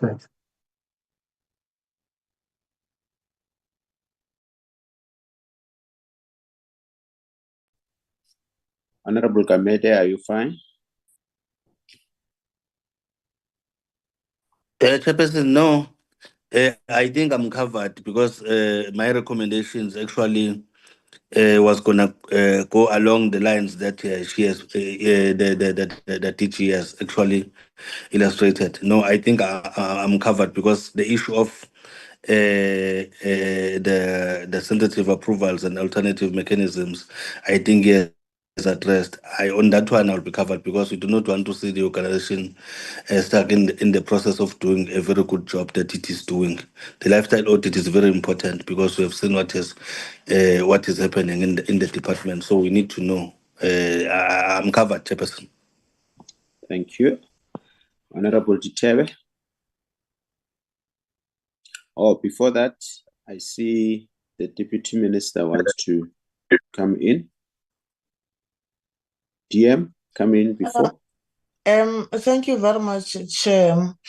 I think there's a question which was addressed by Honorable Gamete and the previous honorable members that spoken on the acting appointment of the acting CEO for the entity. And I want to appraise the portfolio committee to say that the CFO, Timlin Bauer, is now acting CEO in that entity, and they got concurrence from the minister because there were no other suitable executives. And the situation is like one with possible implications or on the judge matters, or the other ones not qualified enough to be acting CEO, and thus the minister find it relative to appoint the CFO to be acting CEO. I thought it's important that we respond to that question because it came out from other honorable members as well. Thank you so much. Thank you very much, DM. Honorable Ditewe, apologies. Thank you very much, Chair. I don't know if you can see me, but anyway, let me switch off my video, I think.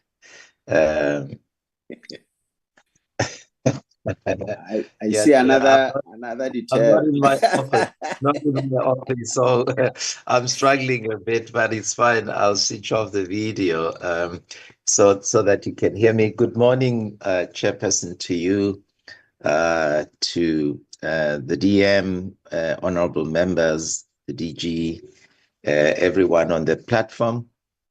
Chairperson, and indeed, thanks to the DG and the DM for responding quite comprehensively to the questions that have been put to them so far.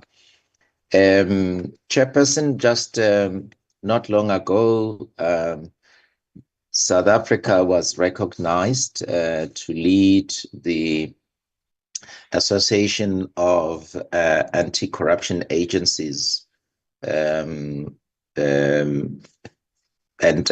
this being through the leadership of the Special Investigating Unit. I think it's a very positive thing.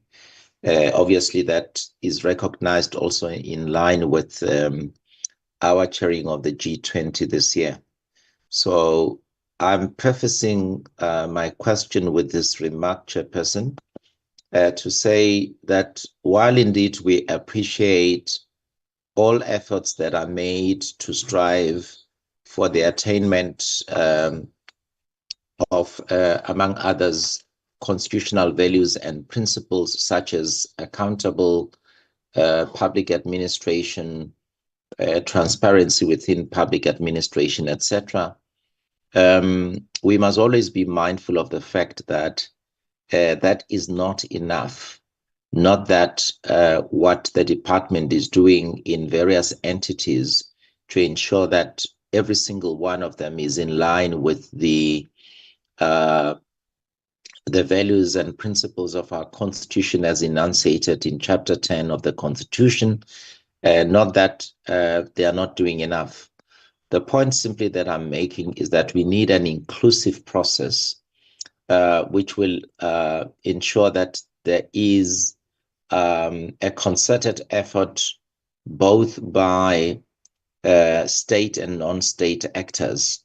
So that being so, to what extent does the department participate in a sector, a designated sector and anti-corruption forum, such as the one found in health, in local government, etc.? Because it's one thing to get officials to go through the whole gamut of, lifestyle audits, whether those are done by private service providers or you involve the state security agency, etc. it is yet another if, service providers and these being companies that do business with the state through NHBRC and the department, etc. Not much is being done from the vantage point of the department. So I'd like to know perhaps if they could cite specific activities that they are involved in to take the work that is done in sector-specific anti-corruption forums where the department itself would be involved and by implication its entities to the community out there, because we cannot simply win this battle against maladministration or malfeasance and corruption in boardrooms alone with officials correctly so being taken through this process. So that's the first question. The next one, Chairperson, has to do with the officials that are being vetted.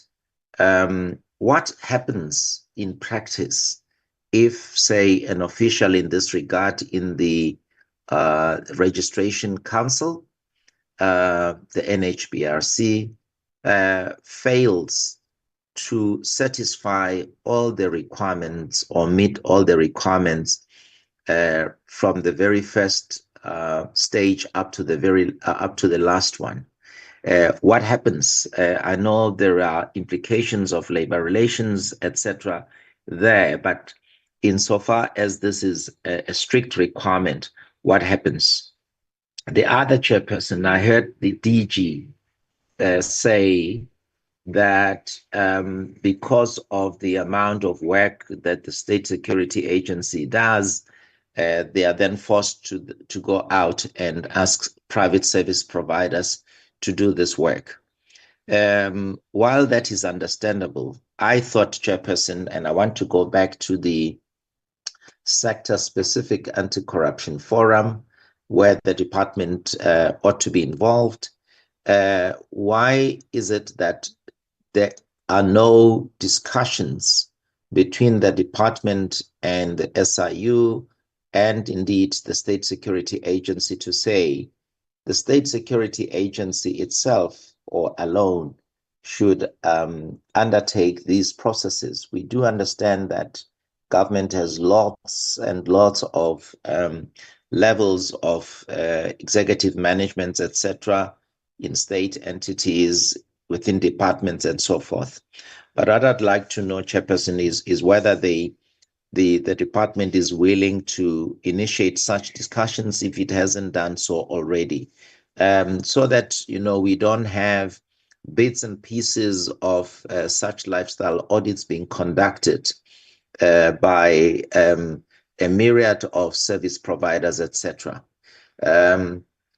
And Chairperson, I do think that, if this is standardized, it's carried out by an entity of the state, such as the State Security Agency, we are actually highly likely to go back, do reviews, etc.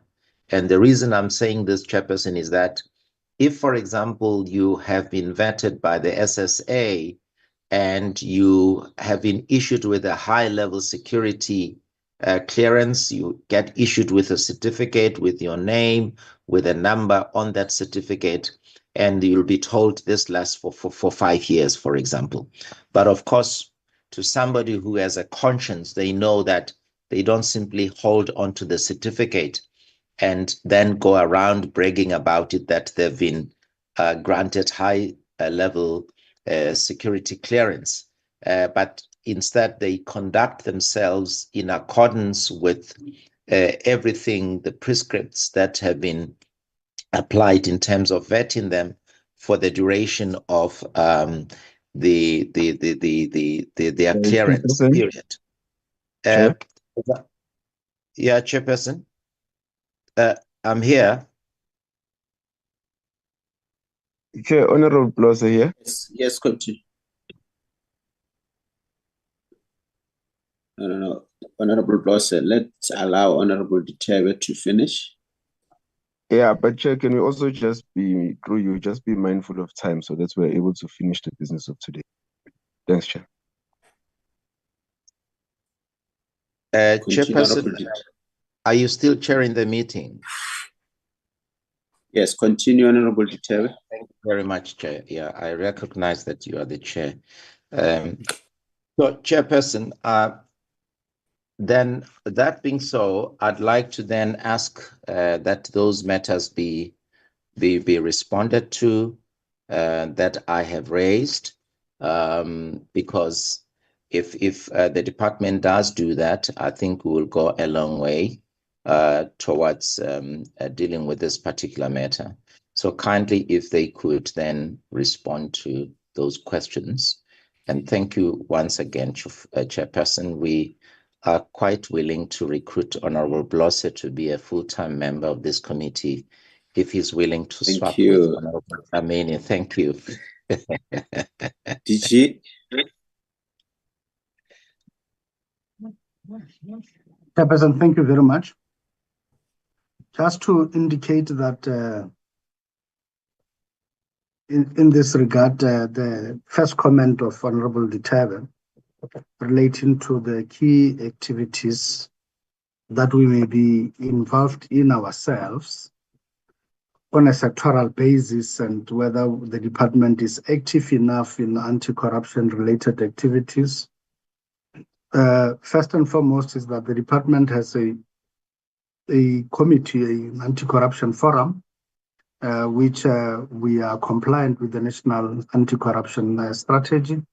We also participate in both the JCPS cluster together with the National Anti-Corruption Forum and Trust Team.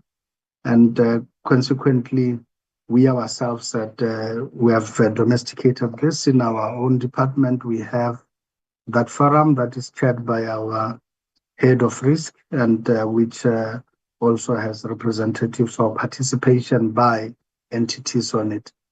We do acknowledge that it may not be as robust as it ought to be, as Honorable Duterte points out too, and his criticism that the terms of reference that require it to at least meet 4 times a year, which is quarterly, we will not be able to achieve much within boardrooms.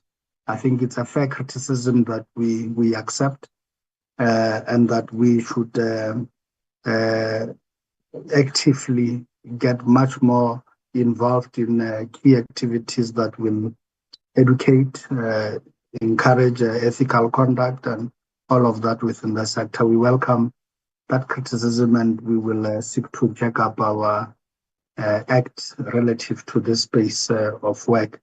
Secondly is observations and concerns of what then happens to the outcomes, particularly of those that have been found to have not disclosed appropriately, and discrepancies have been found, and put simpler, that they are actually living beyond their means, and which is the whole purpose of the lifestyle audit.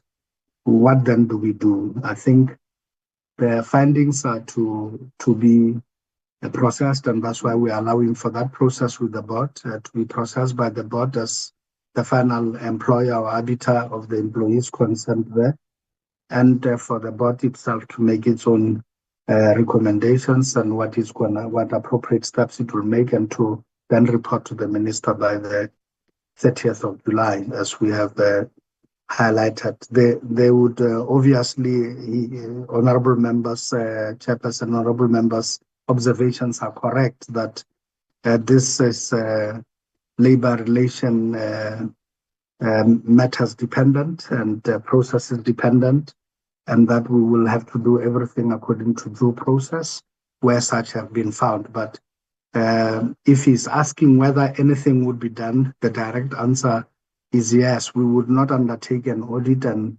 make significant findings that are adverse and then do nothing about the findings. I think consequently there will be both labor relation related responses, and where appropriate also referrals for other law enforcement agencies to look into the matters that have been found. His last issue is us going outside of the established state actors and then utilizing private sector companies to do this, and whether are we amenable to engage in the SSA that it focuses itself on provision of this. In effect, there is already a cabinet decision, and the reason why we took this decision was previously we queued up, all of us, all state actors queued up with SSA. Later on, the president expanded the mandate by proclamation of the SIU to also be able to undertake this work, and departments started queuing up there as well. And we must accept that if we are looking at quicker turnarounds, because we don't have a problem at all going to queue up with SIU or even with SSA, but given the fact that they are backlogged even on what is the core business of the SSA being the security clearances, if the backlog is as it is, even for other projects and other products we may want out of them, it may be a bit of a longer wait. But if the committee says that is fine, we should stick by it there, we will indeed do so. But the cabinet resolution has enabled us to then consider other players other than that. And the cabinet resolution had expanded the mandate to SIU and by assignment, but also we know that the wait will even be long. And that's why for some years we have enrolled the services of the SIU, and for some, in order to ensure that we have quicker turnarounds, we have had to embrace others, at least on the same methodology the SIU would have undertaken. So that is the answer and response to that, why we have done so. So will it be useful for us as a department alone engaging with SSA? I don't think it will, in the sense that the cabinet has already pronounced itself relative to this matter. And there was also a general acceptance by the SSA that they are having a backlog and they would rather focus on their core business relative to department being the actual security clearances that they need to deal with. And once I think the backlog and capacity has been enhanced, then I think they can start looking at other products for us all. As we may all be aware, the current minister in the presidency responsible for intelligence is actually undergoing through a review exercise and an overall of the state security apparatuses. And to that extent, we await that process, hoping that it will yield the desired result of an efficient system that will be able to cover in future what the honorable members desire us of. Thank you very much, Chair.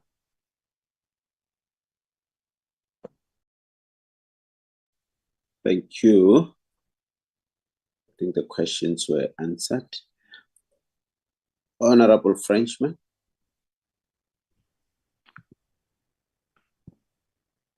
Thank you, Chairperson. Mine is short and sweet. Chairperson, and greetings to all present on the platform. Will the outcome of this audit change the process of how the department appoints officials in the future? And will the department relook and amend the contracts of employment accordingly to prevent future issues? Thank you, Chairperson.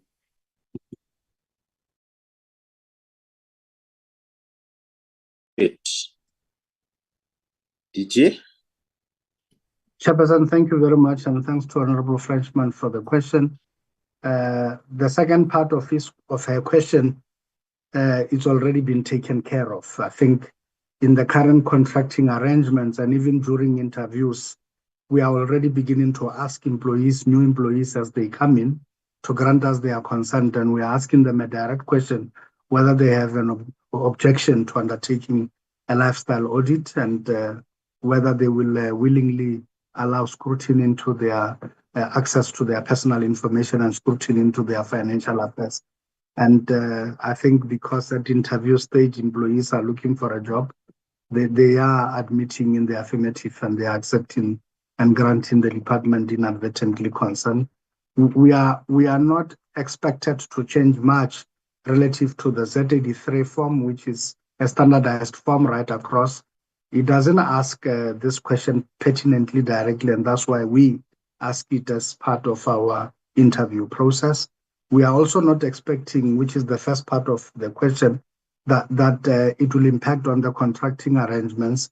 The only contracting arrangements in as far as this is concerned is an additional clause that we are adding now that speaks to the granting of consent relative to, in this regard, the access to personal information and access to and the willingness to participate in a lifestyle audit when the employer determines it appropriate and necessary. And I think that indeed all our future contracts will contain a clause of that nature. So yes, indeed, this is, even before it's done, it's already shaping how we are engaging and recruiting. Thank you very much.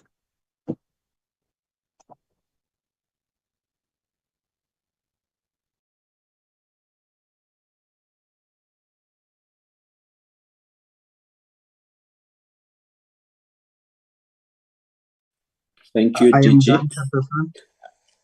Thank you very much. I think we're done with the report. Honorable Poole, is that a legacy hand? No, Chair. Chair, that's a quick one. I think you have mentioned in your opening remarks about many allegations against entities, CEOs or officials. Now my question is simple: whether proper vetting is done when board members are appointed onto boards. Thank you, Chair. Okay. I think it was answered in one meeting, but I will allow the DG to answer it again. Yes, Chair, we have indeed answered it extensively, but just in short, indeed, we do undertake a vetting exercise, and which is a prerequisite for us. And you would recall that even with the previous boards, we are contending with the current ones now. Cabinet, when it approved the appointment, it approved it subject to vetting happening.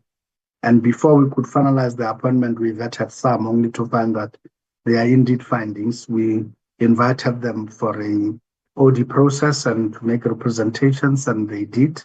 And with the outcomes, a determination was made whether to appoint or not to appoint by the minister, who is the competent authority to make such decisions. Consequent to that, we do reconfirm that indeed we do undertake a vetting exercise as is prescribed. And I think we can only follow as per the guidelines of DPSA on the appointment of board to state-owned entities. And that guide is the one we follow, and is even the nature of vetting and screening, as well as pre-security checks that are as prescribed in that framework. And we are following it as such, and indeed we are looking at it. Would you ask perhaps, Honorable Poole, whether that is effective or not? Its efficacy, I think the jury is out, and we are not the determinants of whether it is or not. We believe that Cabinet does do the reviews. It had done one when it was looking at the governance of state-owned enterprises, and it looked at what other key measures must be put in, including the limitations of participation by other classes of persons and individuals in that regard. So yes, the answer is direct, is yes, we are undertaking the vetting process when we do appoint boards. And also, we are now making it a requirement that not only vetting, but also lifestyle audits when we do appoint CEOs. Thank you very much.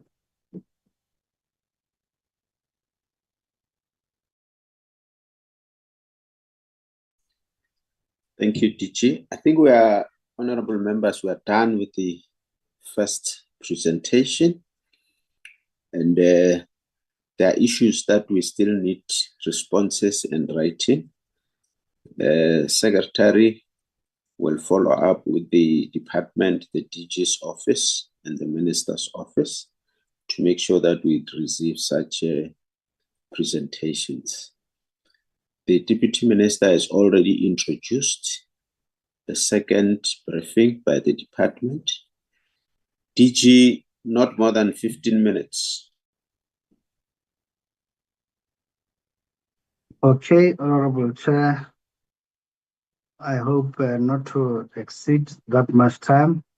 I'll ask my colleague Kosi to flight the second presentation to enable us to brief the committee relative to it, which is about the floods that and the disasters that impact on us. So in essence, for us, is the emergency housing response presentation. So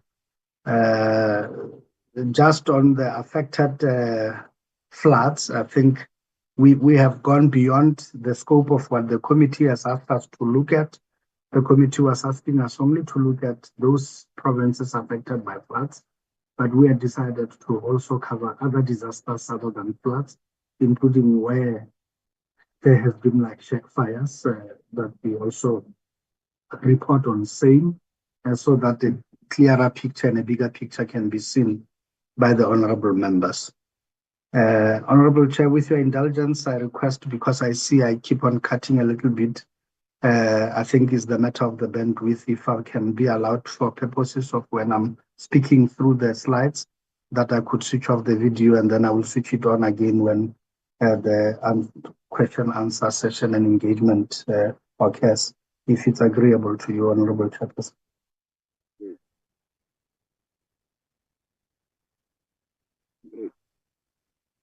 Oh, okay. I think I had you faintly saying agreed. Thanks, Chair. Chair, the purpose of the presentation, you have given us only 15 minutes. So we have divided really into two parts. And the first part, then I will gloss over it quickly at the risk that later on I'll have to face a lot of questions on this section. But then I think that's what I can be able to do in the 15 minutes allocated. Then we can deal more thoroughly or a little bit more in a small detail relative to the what has happened and what is the picture in the provinces actually. So, Chair, I now wish to move to the next slide, in which, in the next one, in which I indicate our emergency housing program. In this regard, this program is founded and has its roots in the Housing Code of 2009. It has been reviewed. We have now finalized the emergency housing grant. As you know, that grant is a centralized grant. We are already looking at its partial decentralization in this regard as per the request of stakeholders within the sector, and we have been working on it. And relative to that, we have now put a guidelines and the framework for responding when emergencies occur that have an impact on housing citizens and individuals that were required by law or either treaties South Africa is a signatory to accommodate. Consequently, we are facing severe climate changes and which result in various forms of disasters. And again, we are supposed to respond to all provinces and municipalities, working with different stakeholders. Let's go. And here are the disaster mitigation strategy of the department is both a proactive as well as reactive. And we are only building up and ramping up on our proactive measures in essence. For a start, we have committed ourselves to including and this time providing particularly to high risk and fire-prone informal settlements. We are looking at providing them with fire retardant balls and fire extinguishing balls that can help extinguish fires, particularly in the areas that are yet to be reblocked, and which when one shack catches fire, a whole host of them do catch fire. We are looking at the mitigation plans relative to this, and we are also going to look at the testing of the solution, whether indeed it will work and what are its side effects and unintended consequences. We're also looking at geomapping, and we have produced the first of the geomaps relative to this, and looking at flood lines and all of that, and making determinations which of the informal settlements need to be upgraded in situ and which ones have got to be relocated, particularly the ones in low-lying areas that are within the 100-year flood lines, and those that are in sensitive areas, including wetlands and other related areas with encumbrances. We are also looking at the TRO program and expanding the EPWP program towards this, including our latest decision made at our top management to actually start the work of rolling out alternative building technologies with a first pilot in KwaZulu-Natal in response to disasters with alternative building technologies as a final solution. And we are also doing national disaster awareness sessions across provinces. We are teaching smaller municipalities what exactly to do to finalize a beneficiary register so that our response times are much more quicker and they are much more streamlined, and that now when there is no disaster affecting them and there is no pressure, that they know what to do when the disaster does occur. Can we move on to the next slide? Here we speak of the different type of interventions where things have happened and there's been a destruction of houses. We provide TRUs. Where formal houses have been partially damaged, we look at structural assessments to determine whether we should demolish or we should actually repair, and where the determination to repair is made, we then provide support relative thereto. And where there has been displaced beneficiaries or individuals who are destitute, we do provide temporary emergency accommodation for them, and we also provide relocation services, including later on temporary residential units. And then where there has been shack fires, our immediate response for those who are still on the waiting list for provision of a permanent solution, we provide them with materials and to rebuild. Can we move to the next slide? And then let's go on. So now we're looking at the interventions that have been made. Chairperson, since the 2024-25.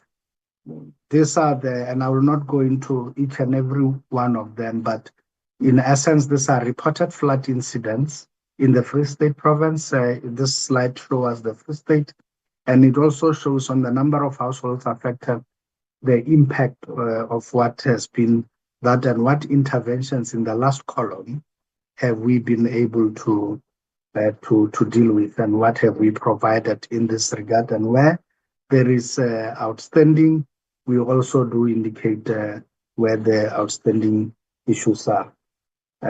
Let's move to the next slide. And that is Gauteng province. We have had city of Tshwane, 2 separate incidents, and Mfuleni as well, with 1 incident of flooded houses. And there too, we realized that in the situation in Mfuleni, the owners had their houses insured and they were not within the band of what we are responsible for. But as the chair would know, the international obligations we have is that everyone who is South African or who's in our country, who's facing an emergency, we've got to respond to them. It doesn't necessarily mean that we will go on further to provide them with an DP house or something, but yes, we are obligated to provide them with emergency services, inclusive of where they can't stay in their houses, as this is the case with a TEA or a temporary emergency accommodation, until they can claim from their insurances and until they can do what they need to do the repairs necessary for them to stay there. In KwaZulu-Natal, we had an incident in Ugu district, which was following heavy rains and floods, and the same in eThekwini when 196 households were affected, and also Ilembe district where 28 mud houses were affected. And now the 28 TRUs are in progress and are being built, and we had also provided TEAs to the people in eThekwini who were affected by the floods. We can move to the next slide. Here in Q1 of 24-25, We break down other forms of disasters in this regard, the hailstorms, the shack fires, and also we note that in the provinces of Limpopo and Mpumalanga, no incidents were reported during the first quarter. And where we have seen incidents reported, we can indicate how far we have gone. And you may also see that in some parts, work around assessments of the structures is still ongoing. And we also do indicate where the responses to with TRUs have been indicated. And all in all, we were dealing with about 4,003. In quarter two, again, there's the indication Eastern Cape. Gauteng was affected by shack fires and KwaZulu-Natal, while no incidents were reported in Limpopo and in Mpumalanga. There were storms and Northwest, no incidents were reported, whereas in the Northern Cape, storms were indicated and Western Cape once more shack fires. And as you can see, the numbers were quite high, 1,246 shack fires. And here with shack fires, we simply respond with building materials, and therefore we do not do any further assessment of damages in that regard, and we have been able to respond. If we move to the next slide, there we cover quarter three. And again, in this regard, you may see, like for instance, in the Free State, 474 households were affected. We provided 90 TRUs because I must also clarify this point that where there are 474, as an example, if we go to the next slide of that quarter, where there are 474, and we do provide 90 TRUs, it may be that indeed some had been affected by a hailstorm, but they just require minor repairs, or even some are affected by flooding, but in a day or two, the water has subsided and the water is out, they've cleaned and they can go back to their own house, requiring no further assistance from us. So it does not follow that all the time you see the number will correspond.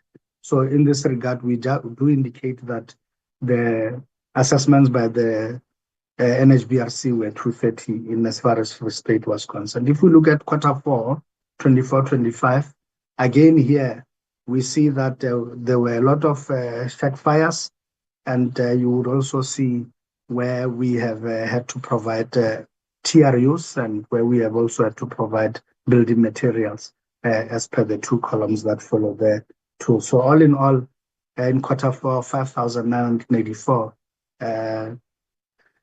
households were impacted by the incidents that took place across all provinces. If we move to the next slide, we look at quarter one of 25-26, which is the financial year we are in. So this far, we have only had two provinces report incidents. Western Cape that had reported fires, 724 households affected, and we had since provided building materials to the 724, and KwaZulu-Natal had actually indicated that 311 households were affected, of which 218 were affected by storms, and of which 40 were affected by shack fires. We have provided 40 materials for the shack fires, and we are also doing assessments, 53 of them by the NHBRC, and we have placed 264 into the TAs as a result of the floods. Some of them will go back to their houses, and whereas some indeed require TRUs, 218 will require temporary residential units. And if that is the summary outlook of what we look like for 2024-25, which is the financial year that ended 31st March 2025. And if we go to the next slide, we do make an indication, and we show there the picture of how the mud house that was there, and we realized from that we can't do much to it, and a TRU was then provided, which is the picture you see on the other side. If we move on, Our organizational interface is that we do interface with traditional authorities in which we also provide emergency response in these areas, and we do provide TRUs, and we are also piloting with them several of our products, including B&G houses in the traditional authorities, and we also have, we collaborate with disaster management centers around all 9 provinces, the provincial centers, as well as the national one. We are strengthening our relations with 2 of the 9 because in 7 other provinces, our relations are quite robust and solid. But in 2, there's been a bit of a struggle with them informing us on time of the disasters and when they have occurred. And we sometimes have had to rely on councillors and other people telling us, whereas the disaster management centers are aware of the disasters and have not done what they needed to do to report to us. But we are strengthening communication lines with those 2. And we are also working with metros as well as other NGOs and CBOs, inclusive of the gift of the givers. In terms of our process plan, we are expected within 24 hours. And this, Chair, you may recall, we have revised these timelines. We have shortened the period, if I can put it that way. So 24 hours, our housing teams are expected to be on site, and once the incident has been reported to us, and within 48 hours, we should have now concluded the beneficiary verification, and within 72 hours, we should have started the procurement process, and within our interventions must start. And now we have even gone further to say within 48 hours, we should have already placed people within the TEAs where it's required and it's necessary. And we have revised our timelines and shortened them to be even much more responsive in this regard. If I may move to the next slide, I wish to indicate some of the challenges that the frequency of the incidences are increasing, and we are even now having to contend with ones that we haven't dealt with before, like mudslides that are becoming an increasing phenomenon, particularly in KwaZulu-Natal and other provinces. And we're also looking at communities that are resisting relocation from floodplains, and also lack of preparedness at local government to respond to disasters for people. Sometimes we too struggle a lot with just access to the sites which have been impacted in this regard, and also the issue of firefighting capability in informal settlements, because when the first fire breaks out and is reported, often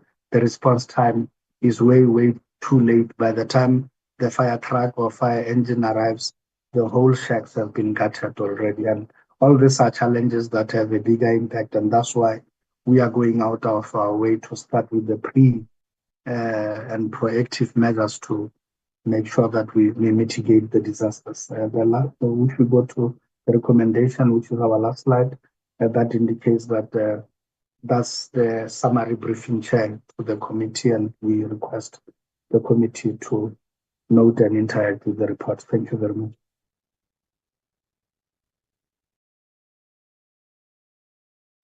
Thank you very much.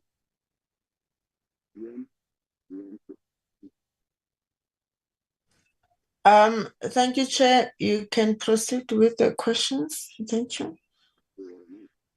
We're fine, yeah.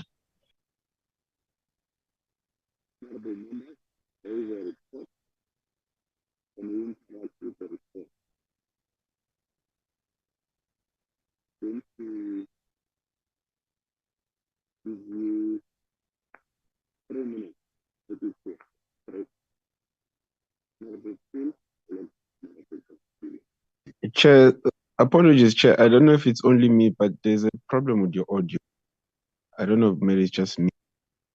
Yeah, there's a problem, Chair.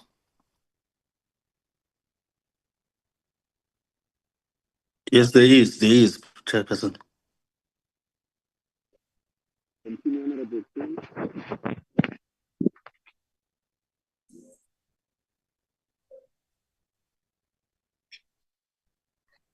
I can take over, Chair, on your behalf while you are still trying to sort out your mic. if you permit me. Young. No. Chair, this committee is very intolerant of presumptuousness. Honorable Blose. Honorable Paul, continue.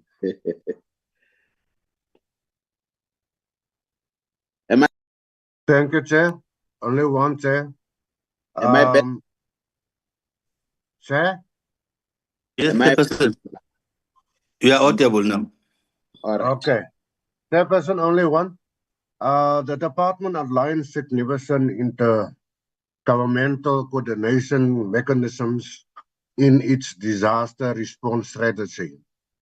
Could the department elaborate on how these coordination mechanisms have improved response times and accountability on the ground, particularly at the municipal level, and whether there are any monitoring tools in place to track this effectiveness in real time? Thank you, Chair.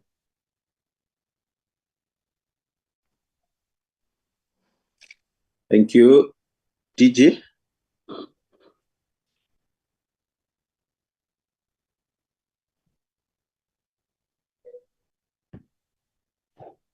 Chair, thank you very much. And thanks to Honorable Poole for the question. Indeed, Chair, we are monitoring our response times. These timelines you see now that you are seeing here are a result of our recent MINTOP presentation to the Minister and our review of our framework and our response times. And we are looking at improving our efficacy relative to this. And I think all municipalities and metros in which we operate in, all of them attest and confirm our responsiveness.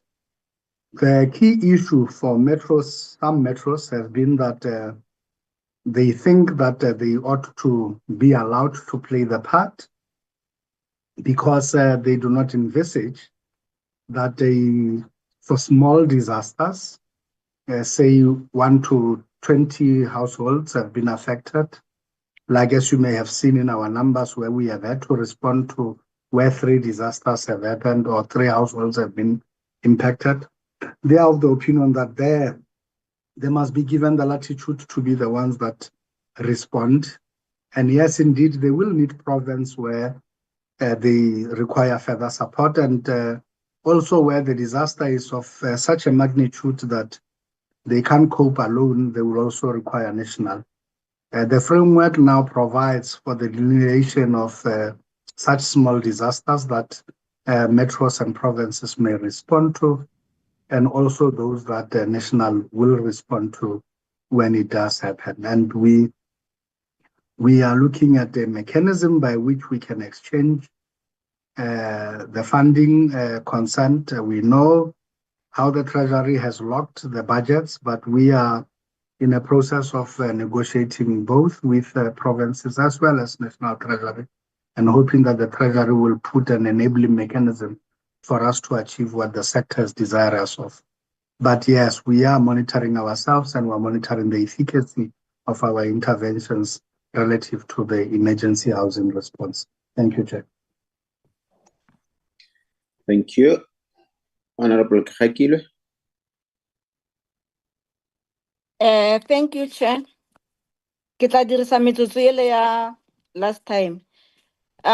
With regard to the destroyed mud houses, a sample of that house was shown, and I just want to know if is it done across all the provinces? Because more Northwest, I didn't see such thing happening. And the question is the department having a plan to assist provinces not reaching out to all the affected areas? And then the provision of the TRUs for the destroyed mud houses.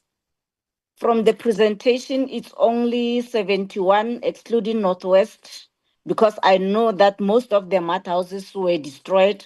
though not reported in this presentation. With regard to the provision of the TRUs, I just want to know, out of the 71, how many thus far has been distributed to the affected people?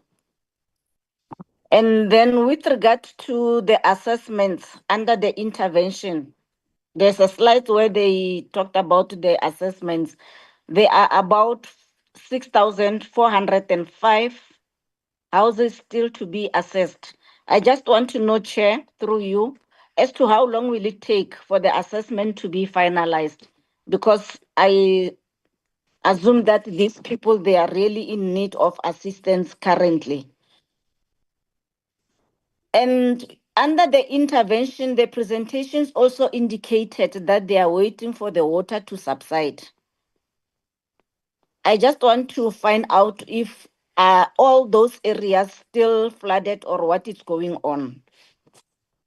The proposed fireballs, DG indicated that they are supplying the fireballs to informal settlements. So I just want to know if are all the areas covered? If not, does the department have a plan to make it a point that all informal settlements, especially those prone to fire outbreaks, they are assisted? You'll still come back, don't worry. I can get some to I'll come back to you, don't worry if we have time. DG?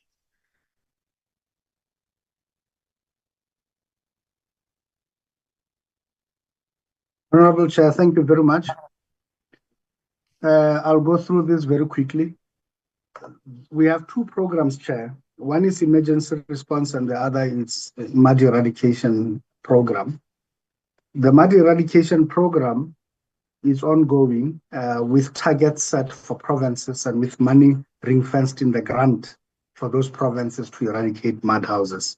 This is monitored by our ASH branch led by DDG Nakadumalisile. And in the business plans we sign with provinces, we set those targets and we see to it that the provinces themselves. And this, it doesn't wait for the mud houses to be affected by floods or by heavy rain or hailstorms or anything. Even when it's dry and it's there, just because it's a mud house, we seek to eradicate it and we provide an RDP house in its place. Chair, I must hasten to indicate that we have also experienced a situation where in places like Eastern Cape and the KwaZulu-Natal, where we have built an RDP, but you still see the mud house next to it because the owners refuses us to demolish the mud house. They then want to use it like a storeroom or something, or even in other instances, I've seen a person putting boats inside that mud house, those mud houses. So it does occur, but we would have provided, for purposes of human habitation, an RDP house next to the mud house that is there. But generally, we do demolish the mud houses once we find them, and we do that. That's the one program. This one is where, while the mud house is awaiting eradication, that the floods intervene and they come before the eradication process. And they affect it and it partially collapses or gets so damaged and so on that it's no longer humanly habitable. In those instances, we respond with TRUs. So yes, there may have been mud houses in the Northwest, but if they are not reported and if incidents are not reported to us, either by the department, by the council, or even the disaster management centers, we're likely not to know. But where we have even those formalized structures have not reported to us, but we picked it up either via the media or via what we do dispatch teams immediately whenever the disaster is. There's also one or two households, because it was not a major disaster, it affected one or two households that we have read about it in the papers or even on social media. We have responded to those instances. Again, even people like an example who are affluent in Montana, they didn't report, no one reported, even Tshwane didn't report an incident when their roofs were blown away. And we knew they are rich people, let me not say rich people, let me say affluent people. We then sent a team, and they rejected our offer of a TEA, and they preferred, I think they can afford to book their own guest houses and whatever the case may be. But yes, the bottom line is that we would respond whenever we are made aware and we are clear, and it remains in the framework, the responsibility of municipalities to report on the disasters as and when they occur, particularly to us also if they have human settlements requirements. So consequent to that, that is how the two programs are dealt with in that way. So have we provided those TRUs to those whose mud houses have been reported and have been destroyed by natural disaster? Yes, we are responding to that, and we are continuously providing the TRUs to those categories. And yes, our program for total eradication is ongoing in this regard. So in this case, how long will it take us to finish the assessments? Because these people are in need.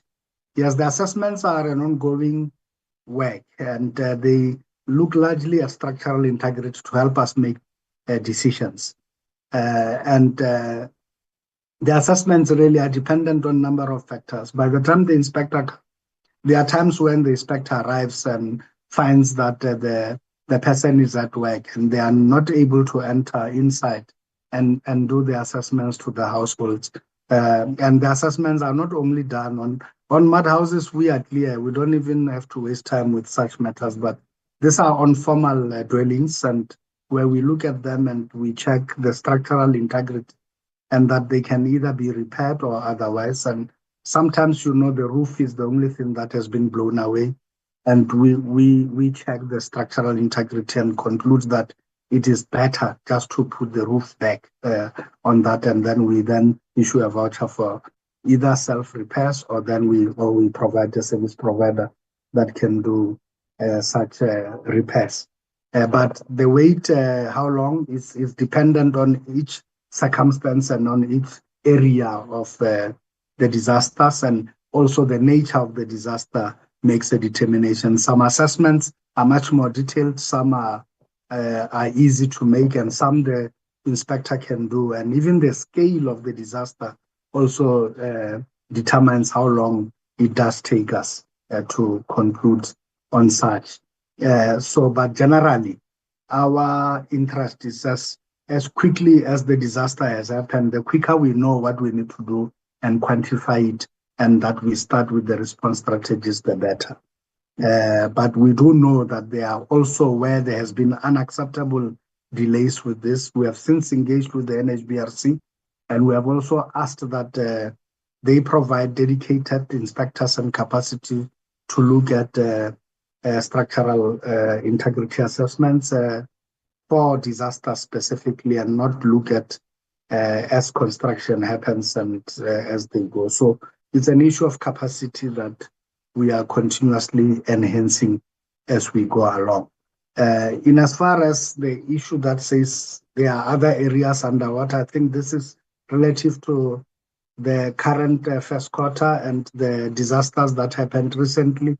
And at the time of writing the report, indeed, those places were still underwater. Some were still affected. Water had not subsided that much that we would be able to do this, particularly for those that are staying in low-lying areas and in wetlands, which hold on to water for a significant period beyond the time the disaster had actually occurred. So each case is also on this regard dealt on its own merits, and when it is considered plausible and safe for us to do so, we do so. But we strive to do all of this within the 30 days allowed for us to put people in the TEAs, and where it has been necessary, like in one case where I've been requested to extend the 30-day period owing to the fact that some places were still inaccessible and so on, and people couldn't be returned back home and so on.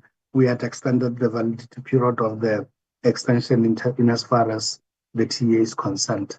So yes, the answer is some areas were still underwater at the time of writing the report. On the fireballs, Honorable Gafilwe is correct. It's exactly what I said earlier, that it's risk-based. We are targeting informal settlements that are most prone to fires, as we have seen the fires repeatedly in those areas. I think you can take places like Imizamo Yetu or Dunun in the Western Cape, where we know that in any given financial year, almost twice or three times, same areas are affected by fire, and largely because they remain not reblocked as yet, and that's why the challenge is that high. We target those.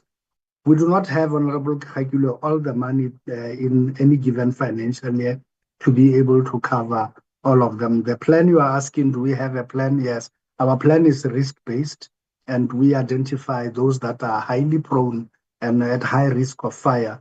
And that's where we start first with the provision of this. And like I said, we are still in the testing phase to see what side effects and unintended consequences of these balls would have. Because when the ball gets heat and is heated up by the fire, as it happens, it tends to break apart and explode, releasing the material that actually starves the fire of oxygen and contains the fire from there. What we should see is the nature, because the shacks are not built the same. In some shacks, there are safe areas to put it so that when the explosion takes place, it doesn't hurt anybody. But in some shacks, it's just a one-room thing, and it's so small, it's so confined. Is it risky to put an explosive ball in such a shack? And what implications are there, and so on? And I think this is being looked at, and we will be guided by scientific data relative here too. But for the shacks that are deemed to be safe, and it's easy to place this not in the area where human beings are sleeping, but it's like a kitchen of sort or whatever, then in those we do not hesitate to consider placing the balls inside. So I think that is this far on the questions Honorable Gafilwe has raised. Thank you very much. Thank you, Honorable Gamede.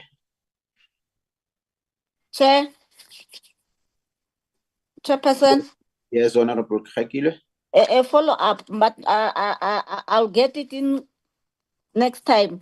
What I wanted with regard to this 71 destroyed mud houses, how many have been completed and how many are still under construction? But I'll get it later from the DG. Thank you. All right. Thank you very much, DG. I think you've noted. Committee Secretary, I guess you have also noted that. Honorable Gamede.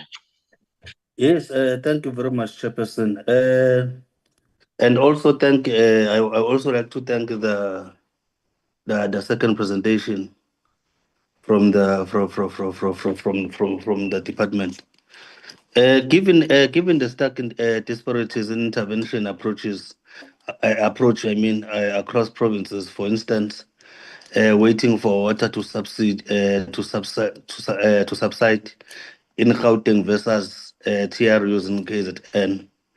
Does the Department of Human Settlement consider that this reflects a severe lack of strategic planning and a deeply ingrained culture of creative rather than proactive disaster and disaster response? And furthermore, Chairperson, I also want to understand what quantifiable metrics will be implemented to ensure standardized and equitable intervention protocols are forced nationwide, and what disciplinary measures will be taken against provinces that fail to comply. The presentation consistently reports incidents of shack fires alongside natural disasters.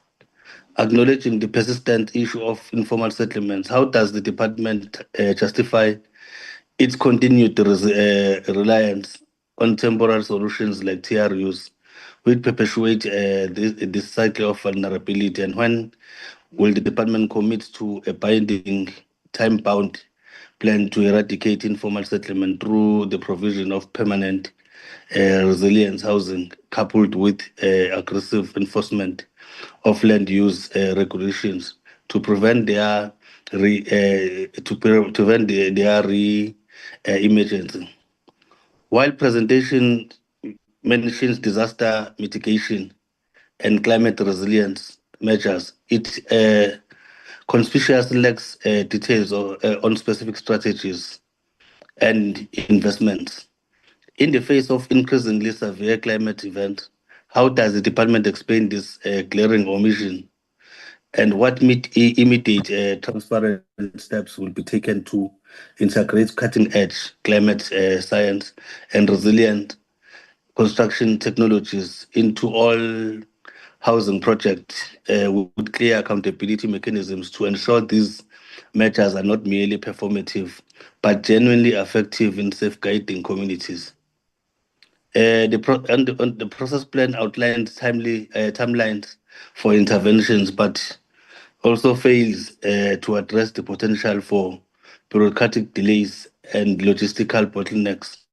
How will the department ensure these timelines are consistently met, especially in under-resourced and remote areas? And what mechanism will be put in place to provide real transparency and communication with affected communities regarding the status of their assistance, thereby mitigating the risk of further destabilizing already vulnerable population through prolonged uncertainty and negligence? Chairperson, also the department mandates to ensure equitable delivery, emergency shelter, and also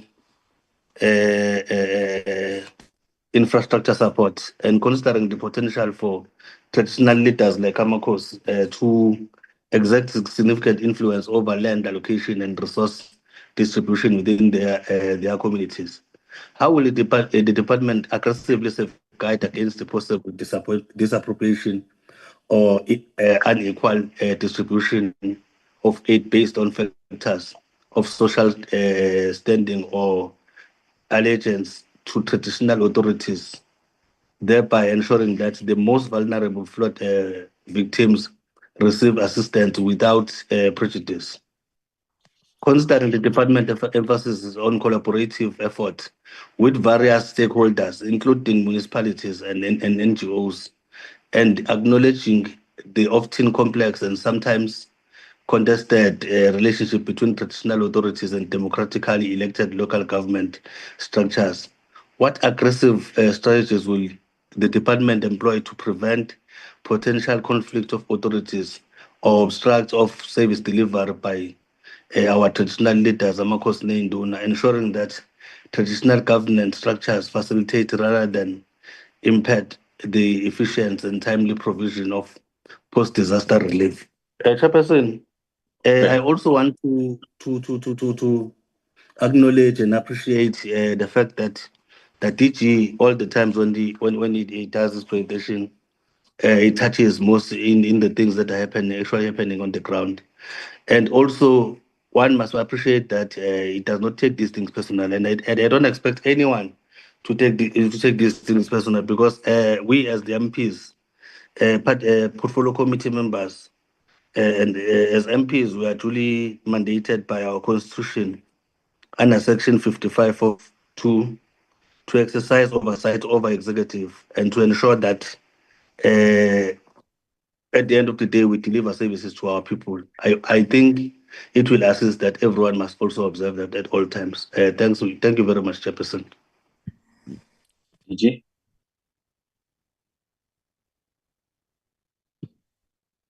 Thank you very much, Honorable Chair, and thanks, Honorable Gameda. And Chair, the issue that Honorable Gameda raises of how will we possibly quantify and have a matrix that would quantify the performance and standardization, as well as uniformity of approach across all provinces, I think is covered by the framework that we have. That framework is clear, and all provinces have discussed it together with metros, and it also was tabled at the MINMAC where inputs were made. Those inputs have been included within the framework and harmonized, and the framework has been approved. So it will still go back for the latest changes, which are positive changes we have made to it in improving the timelines of responses. And it will still go back to the MINMAC in this regard, but that framework already speaks of uniform standards, what is expected, and also what type of interventions we make, what type of disasters, and within what time frame those must be made in this regard. If there is anything we have not done yet, we have done the quantum for the TRU, but what we have not standardized is relative to the quantum of a TEA, and we have also not done quantum around that. But the assessments, we know the quantum per assessment relative to the nature of the disaster, and the fact that the NHBRC is our champion in this regard and is a state actor, the quantum is determined as per their own rates. So in as far as the issue of managing the failure by provinces and what mechanism do we have at our disposal to ensure compliance by provinces and that they stick to the framework, that is covered in the grant framework, and that is also provided for in the DORA and the frameworks surrounding the DORA, and within which we have some degree of leverage and power to either stop the grant or to either compel provinces or to even issue ministerial directives in this regard as to what is to happen. The other leverage we have is on the signed business plan, and that we control the issuing of money linked to specific outcomes as listed in the business plans between us and provinces. In as far as the issue of why are we continuously investing into temporary solutions such as TRUs, and we're not paying focus to permanent solutions such as permanent housing and so on. The truth of the matter is that if we had all the money and all the budget in one financial year, I am sure we will contract for the eradication of the entire housing backlog, and we will then have South Africa as a construction site with building of houses everywhere for everyone who need a house. Truth is, we do not have a budget for such a purpose, and we would not be able to cover everything all at once. So, however, where people become destitute because either they are staying in a shack, are waiting for a project that is ongoing to build them a house, but that house is not yet ready, but they are in a disaster now. We can't say to them, you wait until your house is finished in that project.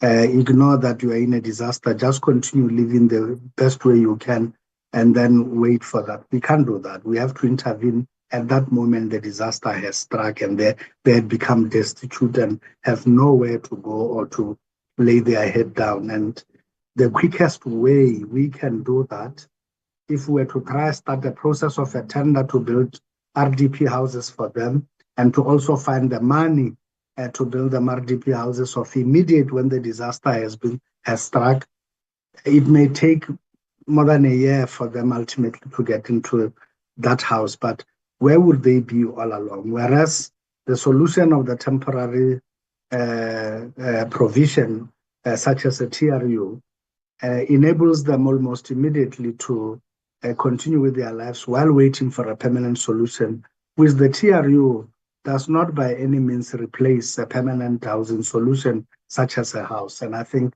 that context is very important to be understood as such. In as far as the observation by the Honorable Member Gameda that the details are lacking and glaringly lacking in our strategy, I think it's just a matter of time. We have only 15 minutes to make this presentation.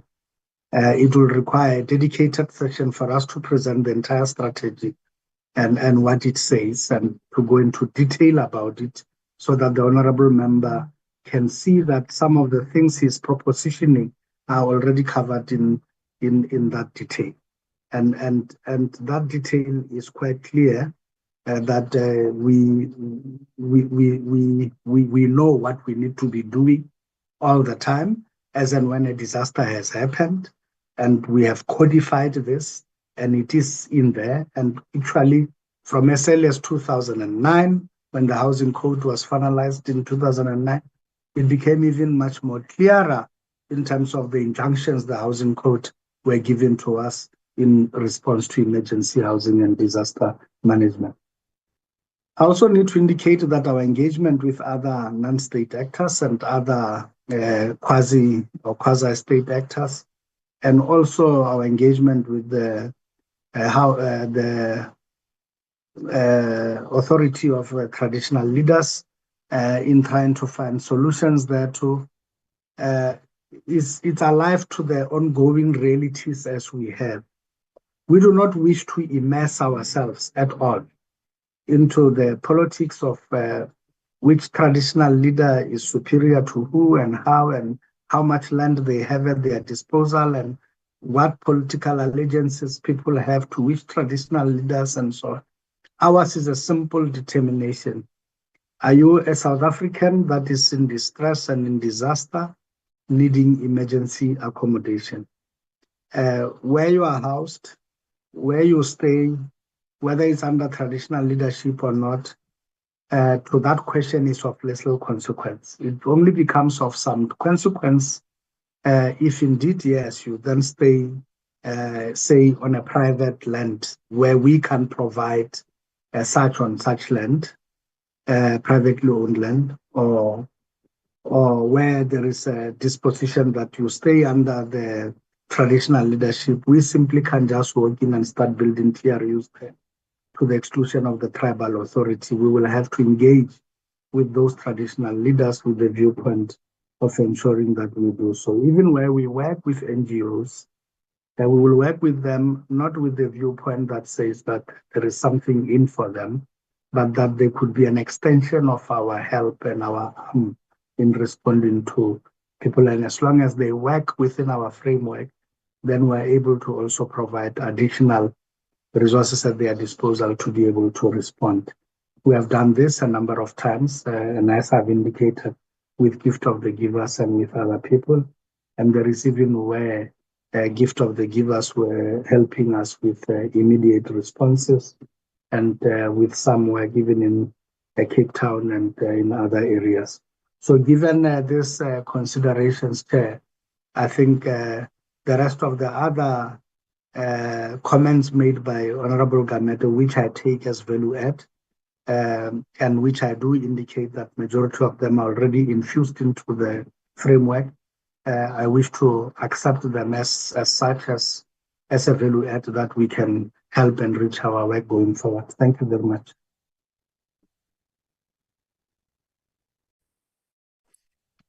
Thank you, Honorable Mazwi. Chairperson. Yes, Honorable Gamede. Oh, okay. No, thank you, Chairperson. And thanks for the response from the DG.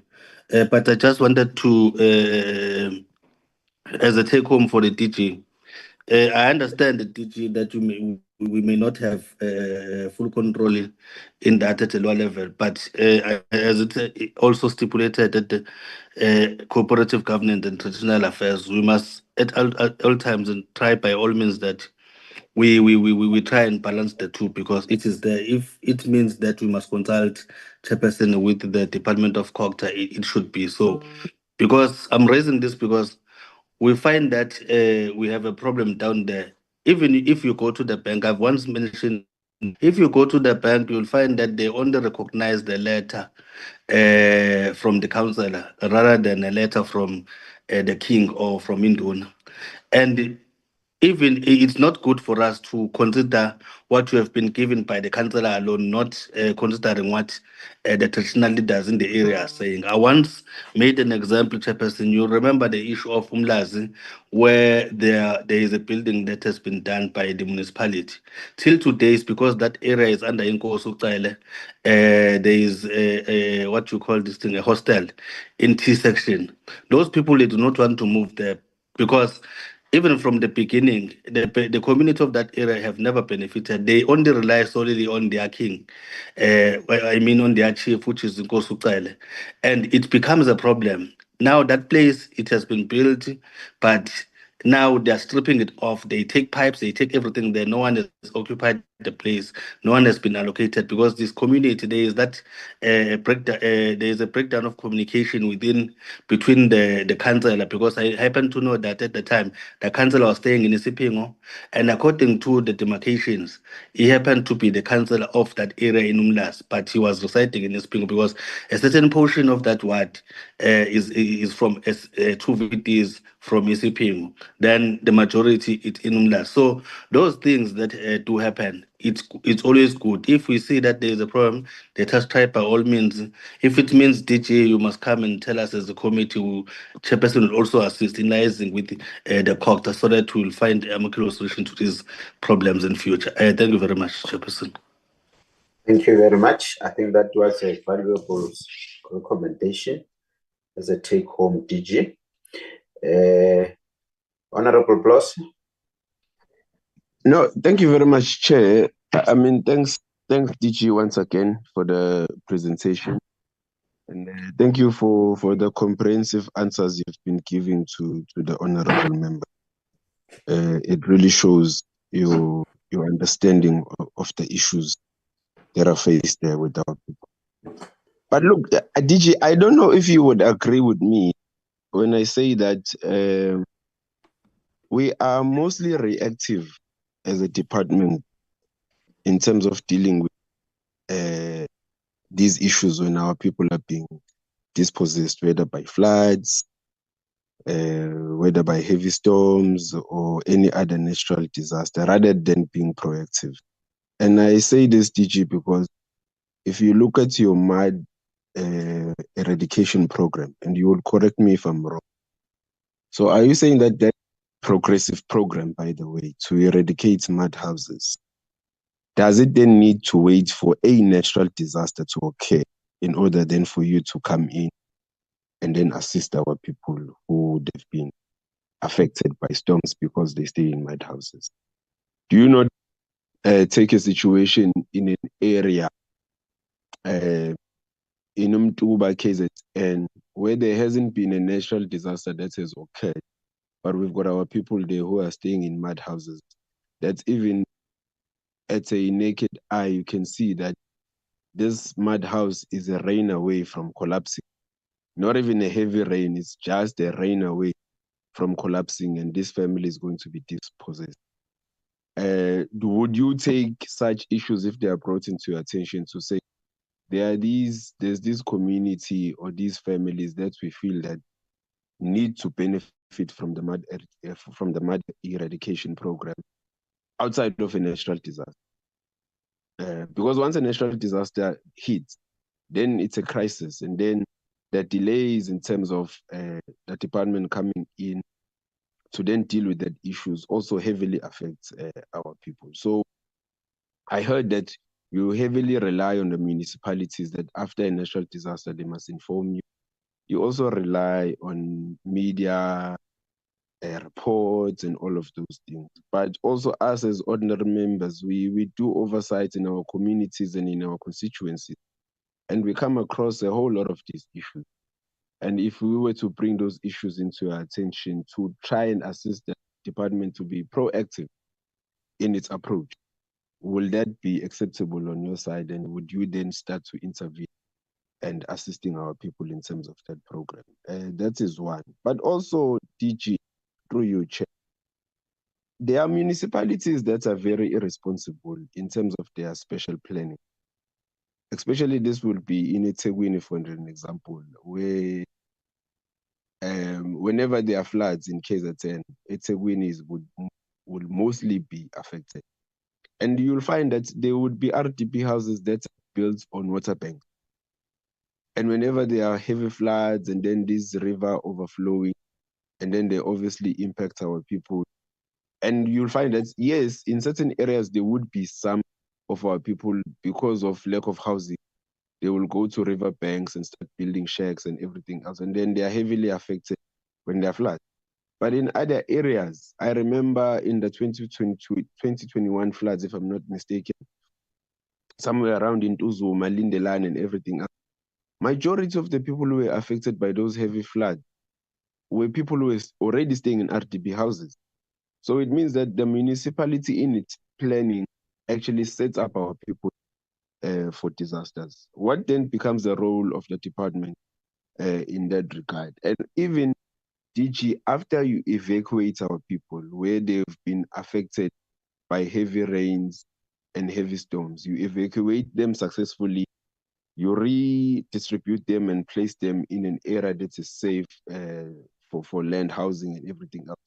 What then do you do with this land that is then left behind? Because another problem that you are facing as a department is that you evacuate people because of floods, heavy rains, and so forth. But then when that place is vacant, there are other people who then come into the same area to then occupy that area, only to wait for another disaster for those very people then to then need to be rescued. So it then becomes a recycling effect on your side that is not going to end. Because I would think that the department then needs to say, we have evacuated people from this area and taken them to a safer area and build them houses. What then do we do with this area so that it avoids a situation where there are other people who want to come and settle here?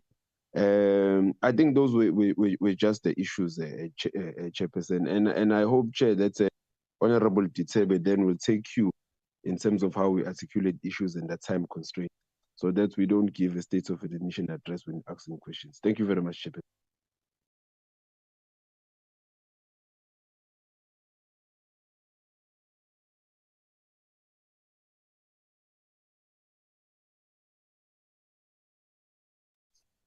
Don't do that, Honorable Blosse.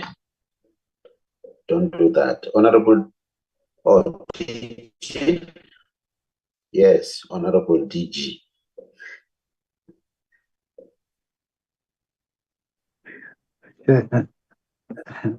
Thank you very much. Chair, first, I think let's accept that there is a limited window or limited opportunity for the department to do a lot of things proactively relative to disaster management, and in the absence of adequate housing and resilient housing and climate resilient housing, because we obviously have first the so-called the old stock houses built in the 30s, 50s, and so on, that are there and that were never built for the type of inclement weather we are dealing with. And there, we're not likely, because of budget constraints, going to say we're demolishing all of these houses and building them afresh to be climate resilient. And therefore, in those instances where a sitting duck, we are obviously going to be reactive all the time, as and when climate related disasters have hit those parts, and having hit them, we are forced to be reactive.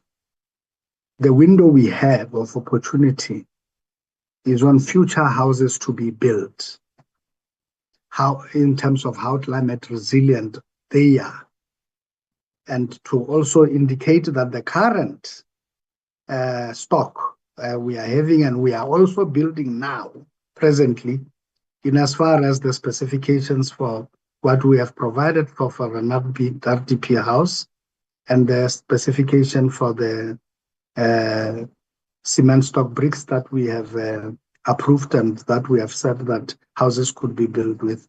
To what extent are they as resilient as they ought to be, particularly in the provinces that are mostly prone to this? And this, Chair, we articulated it in the white paper process as we were reviewing the white paper. And we went further to also say that it's a matter we are going to ventilate, and we have had to agree that we will start even pre-pilots around the issue of alternative building technologies that are geared at being climate resilient at affordable rates. And again, we also said that ultimately we'll hold an ABT summit that will lead to the change in the housing code and its amendment relative to this part of the code which regulates what specifications are there. And this goes along hand in hand with the review of the quantum for the building of these houses. And consequent to that, indeed, we are very clear that we have a very limited window in as far as that is concerned. So to answer it differently and directly, are we mostly reactive than we are proactive? Yes, we are mostly reactive for the given reasons I have given. Are we now gearing ourselves to be as more proactive as we could be?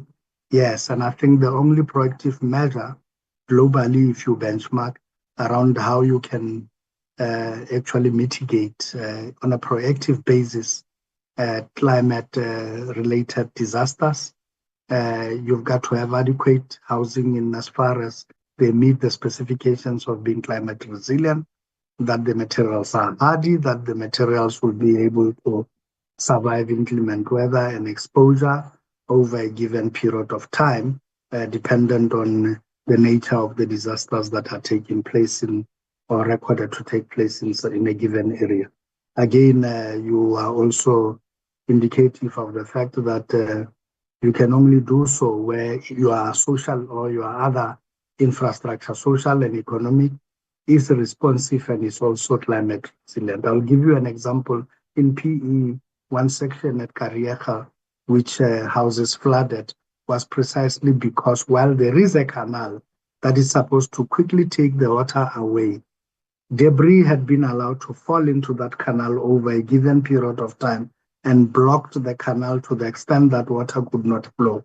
So when the heavy floods came, the canal, instead of doing what it's supposed to do, which is saving these houses from flooding, in fact was a catalyst in reverse to ensure that those houses do indeed flood, because it carried all the water and started raising the water upwards and filling that area. So I think that's the indication of that your infrastructure for climate mitigation and your flood control measures and systems must respond, and your houses themselves must be built in such a manner that they are resilient. And that way, it's your best mitigation measure that when then the floods come, the impact is so minute and so non-severe that it helps you navigate it much more easier.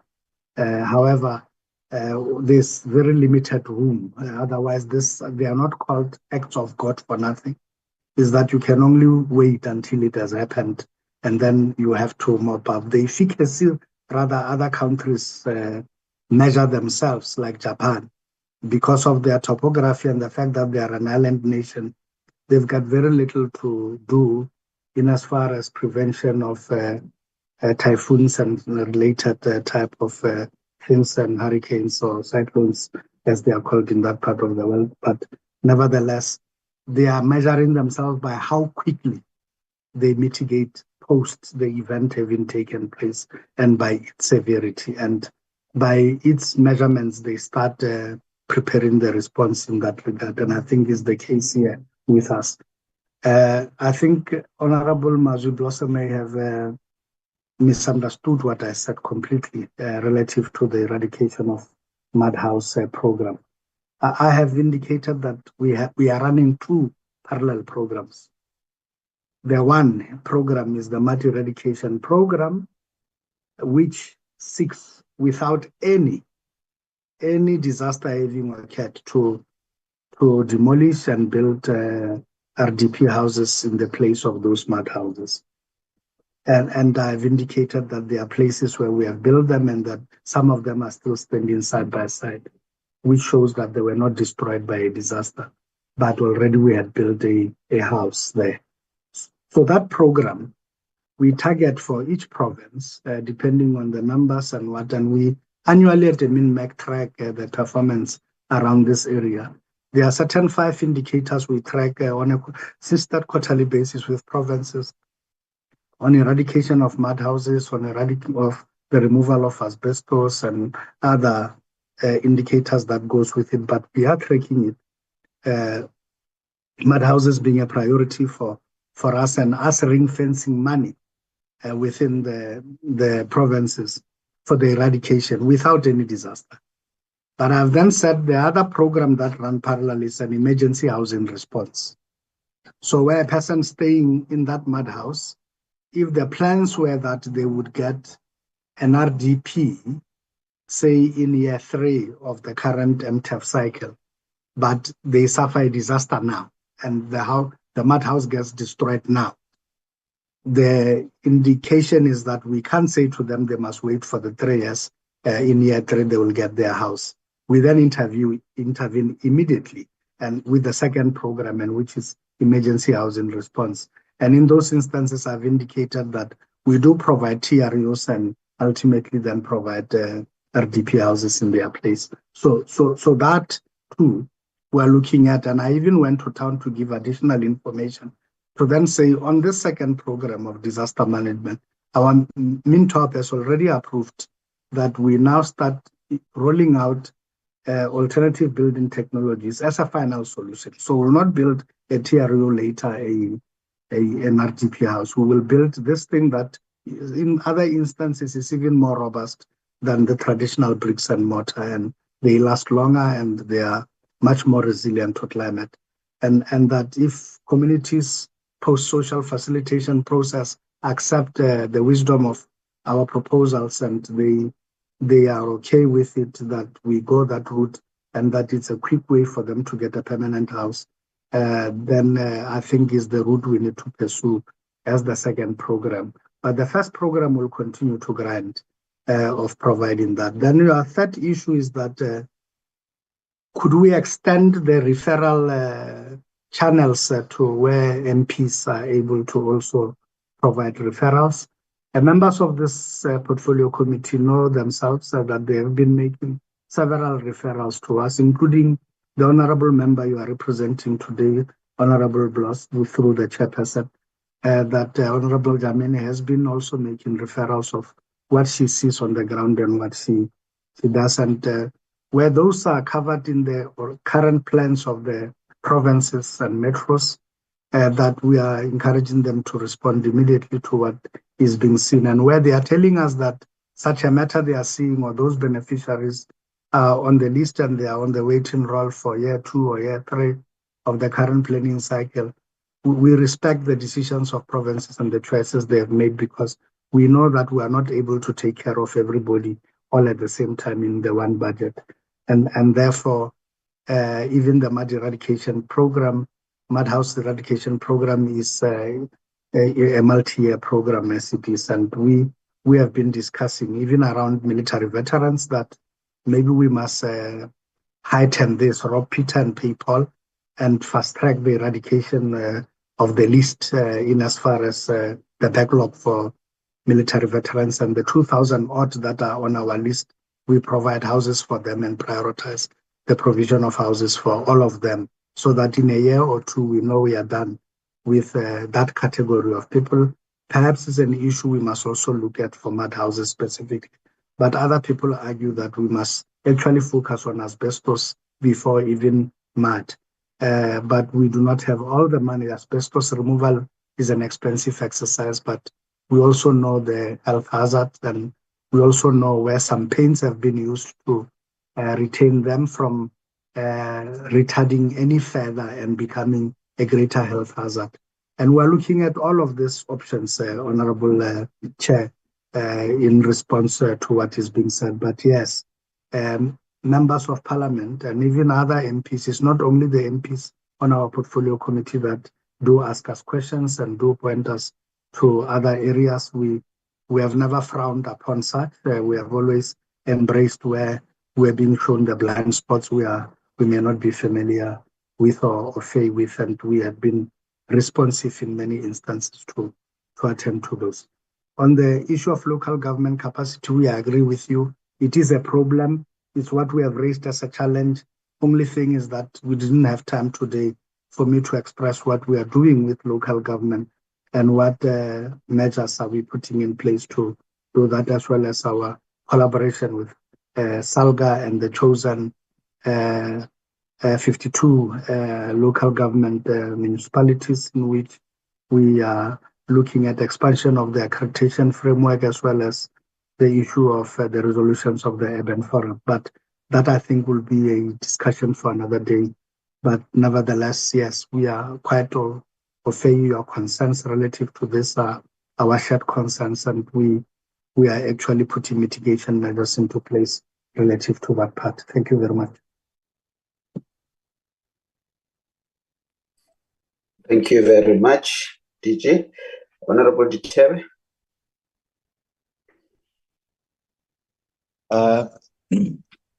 Thank you very much, Chairperson. And thanks to the DG once again for responding, and the Deputy Minister quite comprehensively to the questions.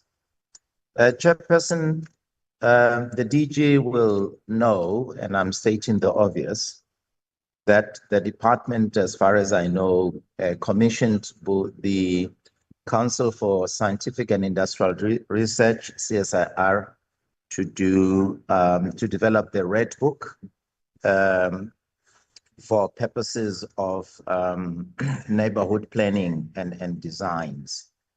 But alongside that, the CSIR has since developed the Green Book, which basically looks at the devastating impacts of weather-induced natural hazards, flooding, heat waves, droughts, etc.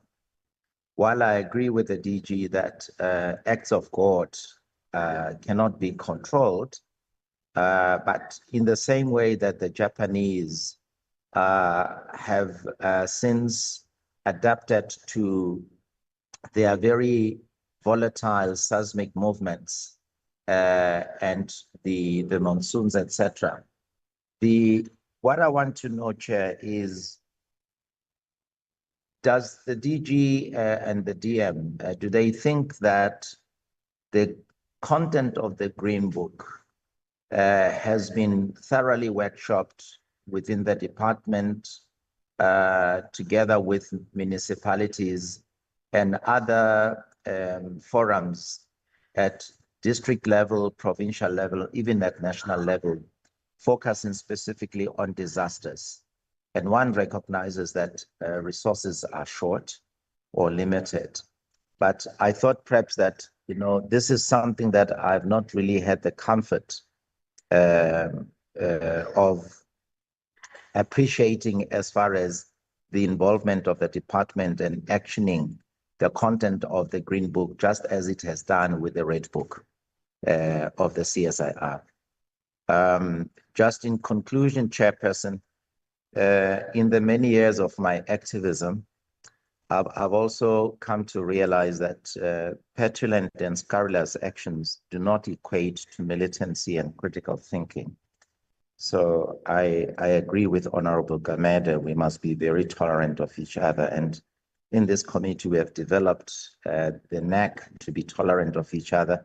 That's why we are not tolerant when members such as Honorable Gamede asks questions, because he's entitled to, he's a member of this committee. So we have since developed that culture in this committee. Thank you very much. Thank you, DG.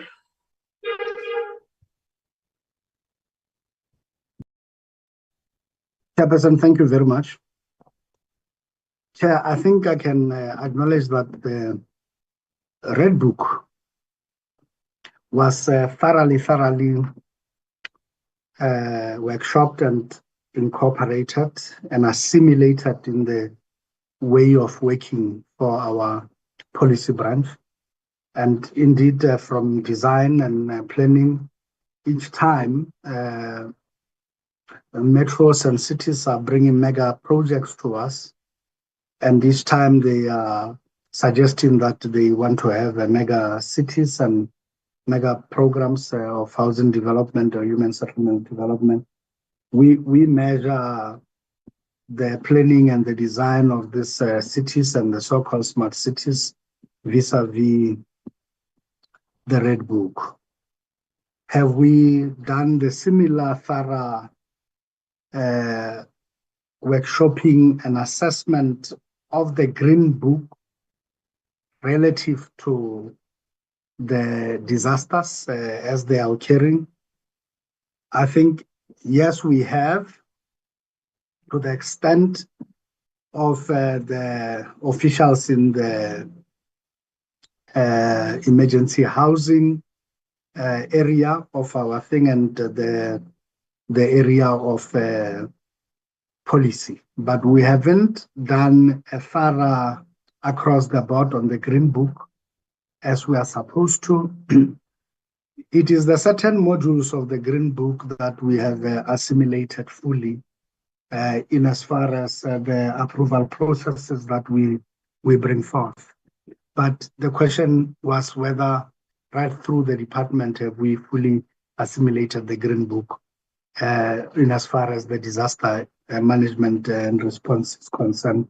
And the answer is not right through the entire department on those modules you mentioned, but we have done it in as far as the two sections we felt are priority sections for bringing the Green Book to life, and in those two sections that has been assimilated. Nevertheless, is it our plans that we assimilate this fully? Yes, as an organization now committed to continuous improvement and that our employees are au fait with our practices and with everything we do, and they also understand the rationale of why we approach certain decisions the way we do. It has to be assimilated right across. But as is the case with any learning organization, the priority of what to do first is what is determined by the given priorities of the time and with the contemporary issues that we may be dealing with and the capacity within. But nevertheless, we are committed to ensuring that all these policies, and not only this which has been commissioned from the CSIR, but even others where experts that have been appointed through various panels and various work streams previously, that their reports also finds resonance in the way that we do, and in our attempt at really getting our SOPs revamped and to bring them over and to make sure that all this knowledge is then assimilated and practiced by the department so that nothing else is gone. So yes, Honorable Ditabe, there is an acceptance that it is not department-wide, but then there must also be appreciation that the two lead areas of the department that require application of the Green Book are au fait with the tenets of the Green Book, and they have assimilated that way of working. Thank you, Chair. Thank you very much. Moving towards closing the meeting, Honorable Poole. Thank you, Chair. Just two clarity-seeking questions, and I believe DG can answer it. Chair, in the department reports that 10,253 cases were logged in Q1 of the 24-25 book year. My question is, could the department at least give us an indication whether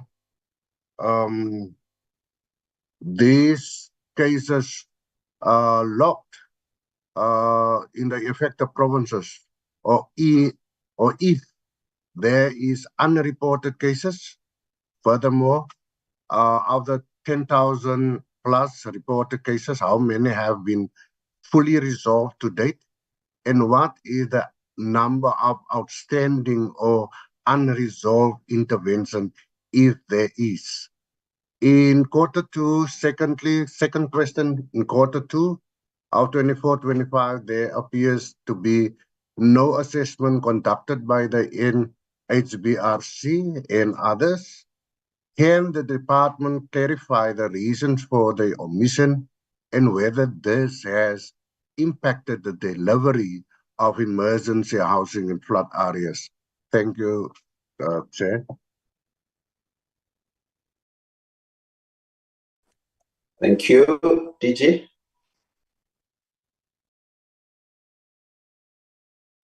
Honorable Chair, thank you very much. Chair, we agree there could well be unreported cases in the system, and largely those that don't really want to depend on government and have alternative mechanisms would constitute a large portion of unreported cases where their houses have been damaged or destroyed, and many of them just resort to self-repair without seeking any government intervention whatsoever. But we do know that perhaps there may be cases where you find that people, like one I was contending with just a day of 3 people in Wittenberg where their thing was affected, and having been affected, the matter wasn't brought to us timeously, but when it finally came, we sent the NHBRC, and the NHBRC had gone almost immediately to go do the assessments. And then the response has been a bit lethargic, and it was up to me then to find out why there has been a delay in responding after the assessment has been made, because they required repairs. And it's only this morning that there was appreciation that the issue of self-repair may not have been the self or a better option in this regard, and that either we should have sent a service provider, albeit the fact that it's just 3. But we also note that this is the type of such disasters as in terms of now the devolution in the framework in future will have to be dealt with by metros and accredited municipalities. But nevertheless, we do accept responsibility where such do occur and where such cases fall within the cracks. But we have once more recommitted that we will deal with that 3 immediately and sort out. So I'm just indicating this as an example to show that it is possible that there may be cases that are missing, and as you may also see, those 3 cases would not be listed there where you see on that. So it is possible. And whenever such are brought to our attention, we tend to respond almost immediately to them where they may not have come through all the channels we know. We also know, particularly in rural areas where a disaster may have happened and some person has lost a house or a mud house has been so severely damaged. But when the codification by the councillors or the local municipality, the report finally came, those beneficiaries were not included into the list, either because they live in a far-flung area or whatever reason they have been missed by the municipality. But sometimes we pick up that from the media or from social media or from when the reports are being made, or later on when there is like a visit by a political party or whatever the case might be. But whenever that happens and we recognize that these are not the same beneficiaries, and this may be an incident that have occurred some time ago, but the fact is there was never a response. We do respond, but we endeavor, and that is why earlier I was saying that our relationship with the provincial disaster management centers, which are supposed to record all disasters for the country, is important, and that it works very, very well in 7 provinces, and that we're enhancing our working relationship with the 2 where we have been struggling in. We saw a pattern that not all cases are being reported to us by that center. And in effect, we were getting more of the reports from other sources than the center. So that we started engaging to say their reportage to us must be a bit more robust than it is. And we need to enhance our communication even greater going beyond that. And we have also said once we finish with the capacitation and increase the capacity within the emergency housing section of our department, we'll also have attaches of employees that are attached from ourselves to those centers in provinces so that we can get better feedback. Ideally, this should be done by provinces. They should have attaches to the provincial disaster management centers, as we do have a DDG attached to the National Disaster Management Center, and where incidents are reported there and they have impact on human settlements, that the reports, we get them almost instantaneously.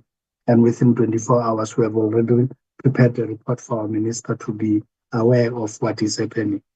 So ideally, provinces should have attaches there, but we will not wait for them because we are the ones now responsible for responding to these disasters. And if they do not have attaches and there is no regular reporting, we will begin to attach employees to those centers so that reported disasters can be known timeously and we are able to respond more quicker. The issue around the unresolved interventions, I've already answered when I answered Honorable Khakilwe, but I will once again indicate that we will share the answer we'll give to Honorable Khakilwe together with Honorable Pool as to how many exactly remain unresolved after the interventions that have been done. So we had earlier committed to Honorable Khakilwe that we will respond to that in writing. On the issue of where there has not been an assessment, has there been an impact and in slowing us down on service delivery? Yes, we acknowledge that, Honorable Pool. It is true.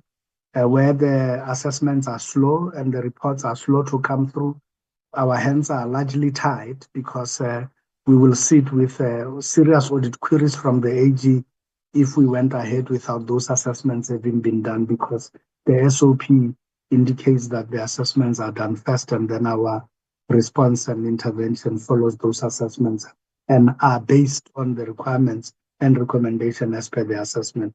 And therefore, we just can't do our thing.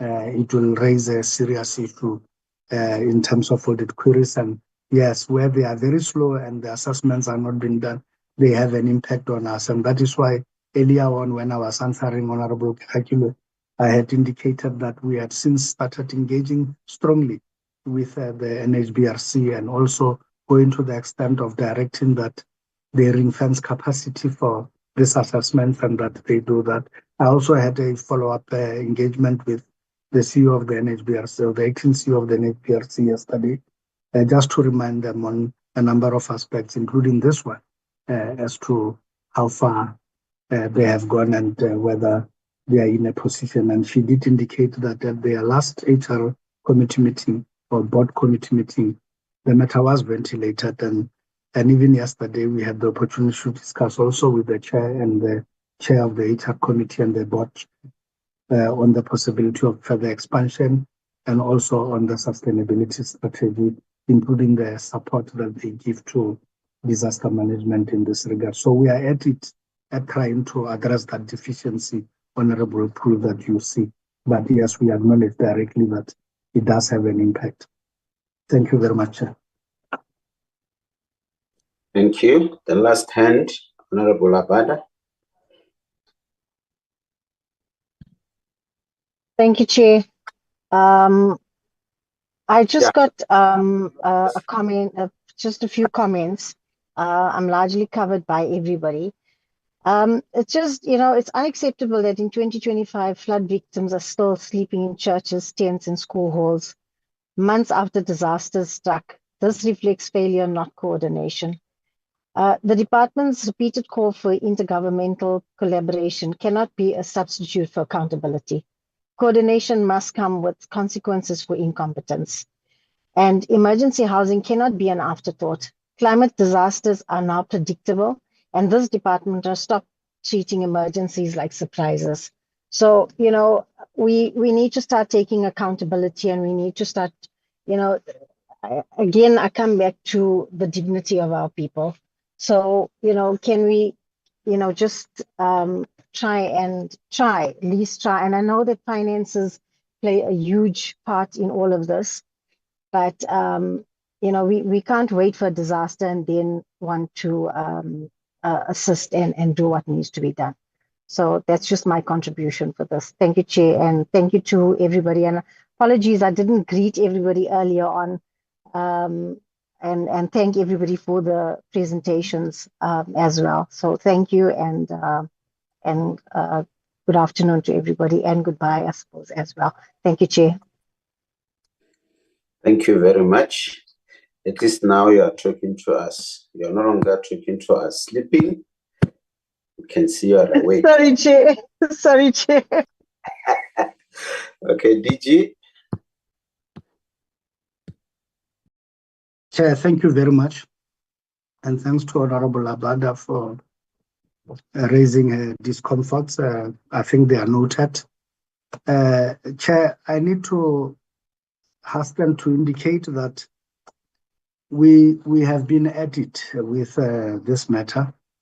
One of the biggest criticisms we were getting earlier when I started here at this department with my colleagues, it was around the issue of that we take too long before we are on the ground, and we take too long before we remove people from mass care centers, being the community halls and churches that Honorable Abada speaks to, and before we can place people in TEAs. I think there was a valid concern, and there were issues there about clearing the mass care centers and where people have stayed significantly long periods in mass care centers without being provided with TEAs. We have since amended policy and the framework, as I've indicated. And within 48 hours to 72 hours, we commit ourselves to providing people in need of TEAs and who qualify, because it's not everybody on the TEA that qualifies or in the mass care centers that qualify for TEAs. We do find foreigners in the TEAs, and as you may appreciate, we will not provide them with some of the other interventions we are expected to provide. So consequently, every South African that is entitled to be assisted by us in terms of provision of temporary emergency accommodation, as well as temporary residential units, we are responding to those. Right now, as far as we know, right across the entire country, we believe all mass care centers are closed. It will help a great deal if Honorable Abada points us to a mass care center which is in existence and which people have been staying there longer, as he points out, and that we have only but acted surprised at its existence. I think it will help us a great deal if we are pointed out there, so that I can dispatch a team immediately to respond to that mass care center and make sure that it's closed. But as far as we know, we do not have any mass care center. And the matter she's raising, I think we grappled with, and I think by mid last year we had dealt with it, and we were no longer having anyone staying in mass care centers on prolonged basis of time and so on. And the indicative timelines we were being measured upon. And last year was the first year the AG also measured us on that front. And AG found that indeed we were living up to the timelines in the framework itself and in the guidelines. So I would not know at this stage which of the mass care centers are we referring and referencing. Nevertheless, what we take away from what she's saying is the spirit that says whenever there is a disaster in this day and age, respond adequately and respond quicker. I think that's the long and short of the message we will take away from what she's saying, and it's a message of encouragement we will gladly embrace and move in that spirit. But like I said, if indeed there is an existing mass care center that is housing people now as we speak, she can let us know, and then we will then respond to it adequately. Thank you. Thank you very much, honorable members. Honorable Khakile, do you still have one question? No, Chair, it's not a question. It was just to appreciate and to thank the department and Deputy Minister and the Minister as to the sterling work they did for KwaZulu-Natal during the disaster. Thank you very much and keep it up. Thank you. Thank you very much. Thank you. Thank you very much, honorable members, for your time. Let me give DM your parting words. Thank you very much.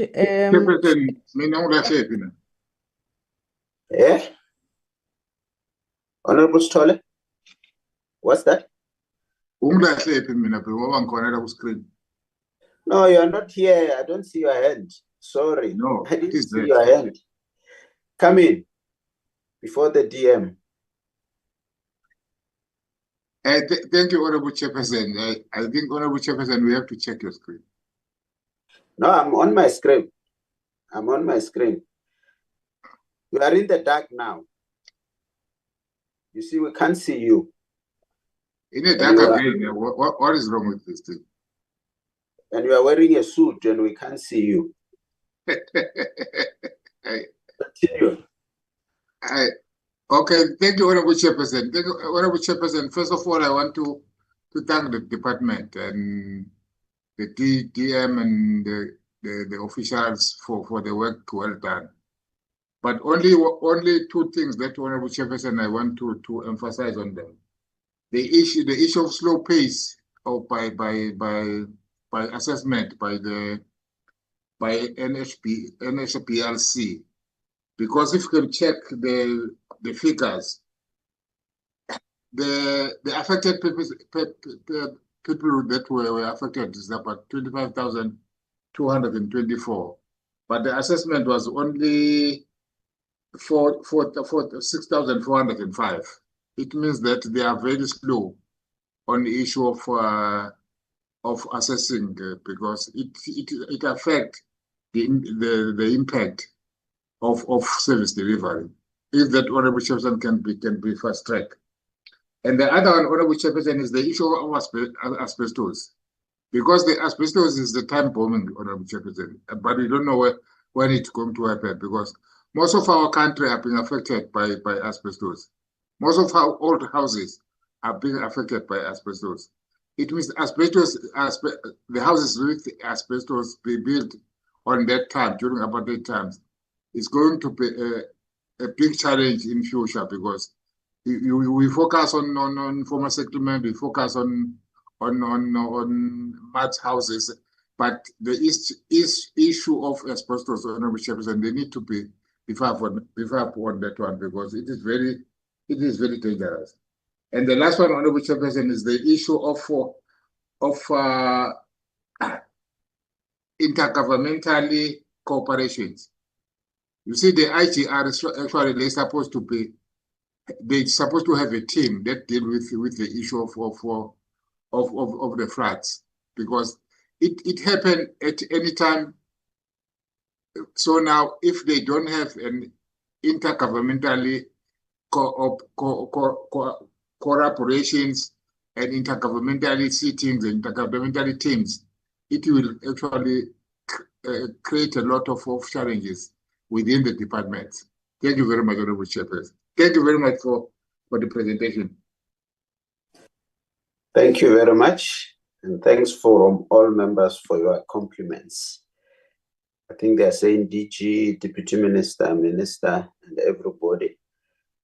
We start seeing you doing a very good work. DM?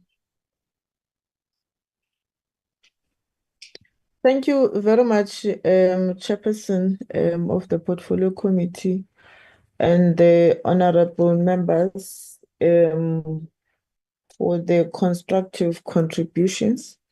And we are indeed going to reply in writing where the chair has instructed us to do so. And Chair, I just wanted to highlight that part of why we visited the Eric Molobi Innovation Hub yesterday was to try to look at different mechanisms, particularly on the IPTs and what is available there, in ensuring that we are proactive in response And what we discovered there was that there's expanded polystyrene kind of a material, which is IBT, that speaks directly to the disasters that we are presenting to you today.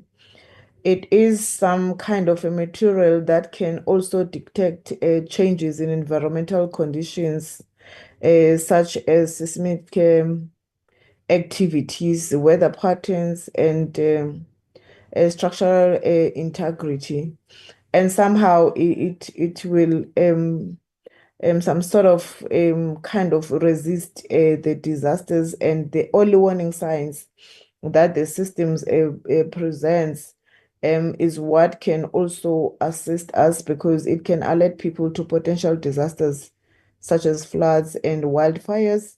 But what we've agreed on was to also go back and check the economy of scales. We need them to be investigated, because it is more efficient, because it derives its efficiency more on sunlight and also solar.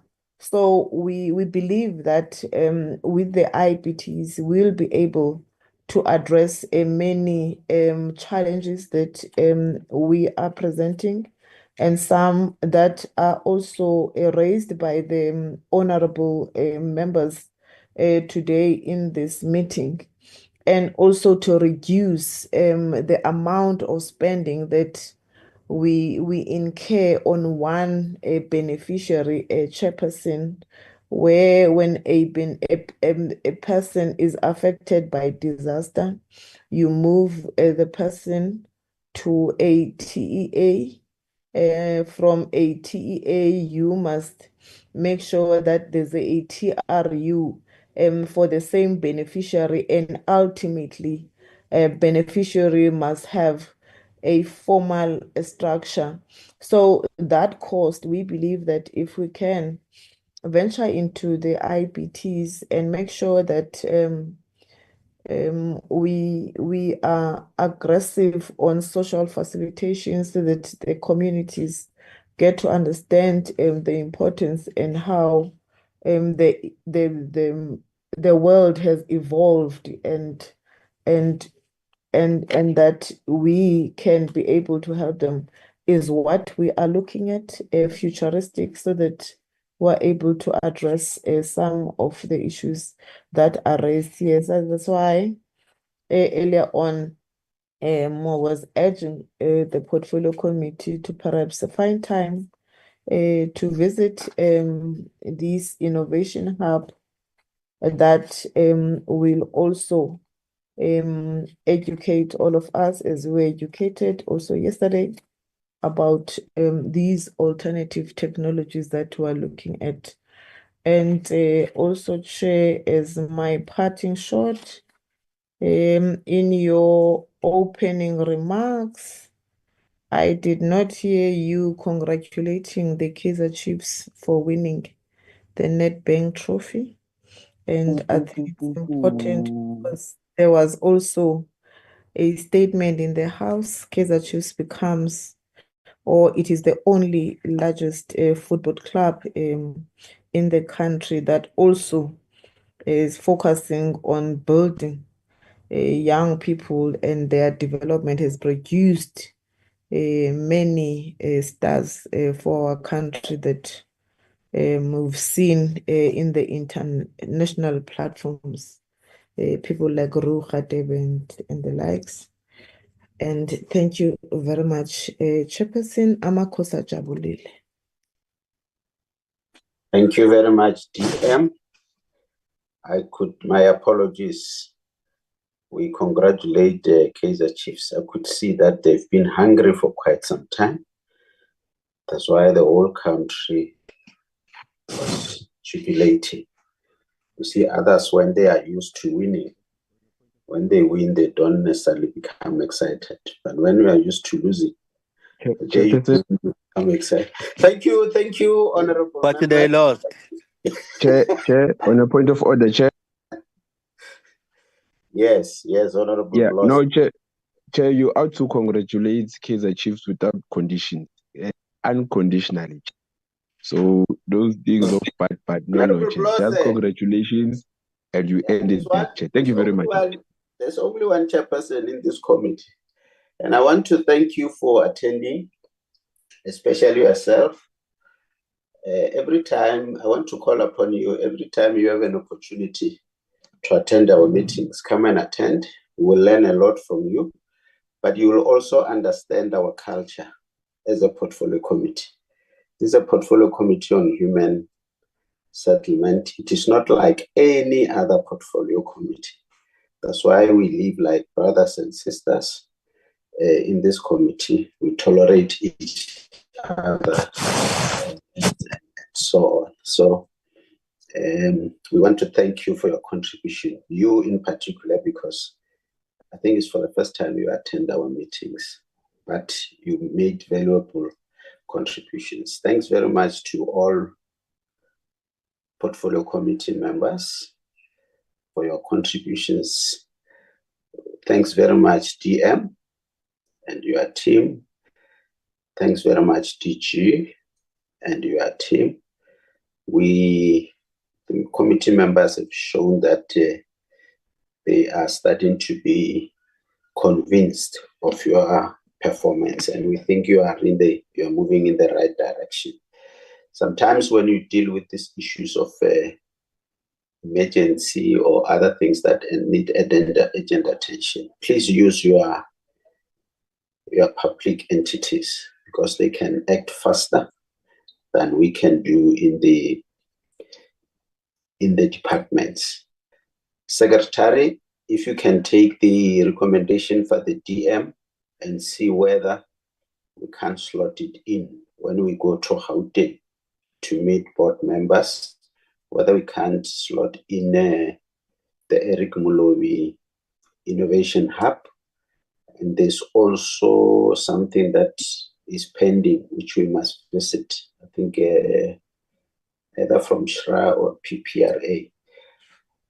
But let's take that into consideration and see whether we can't slot it in. Having said that, honorable members, thanks very much. It was really a fruitful meeting. Let's continue engaging. Let's meet again next Wednesday. Enjoy the rest of your day. Bye. Thanks, Chair. It has been done already. Thank you very much. Thank you, So Chair. asizile lamakhosi. Bye-bye. We are used to talking. I want Damakos to be part of CAF, man. After 10 years in Dala, Chair. Want them to be part Thank you, of Chair. CAF. Thank you, everybody. Bye. They must enjoy what other teams like Orlando Pirates are enjoying in Africa. You are welcome, Marcos.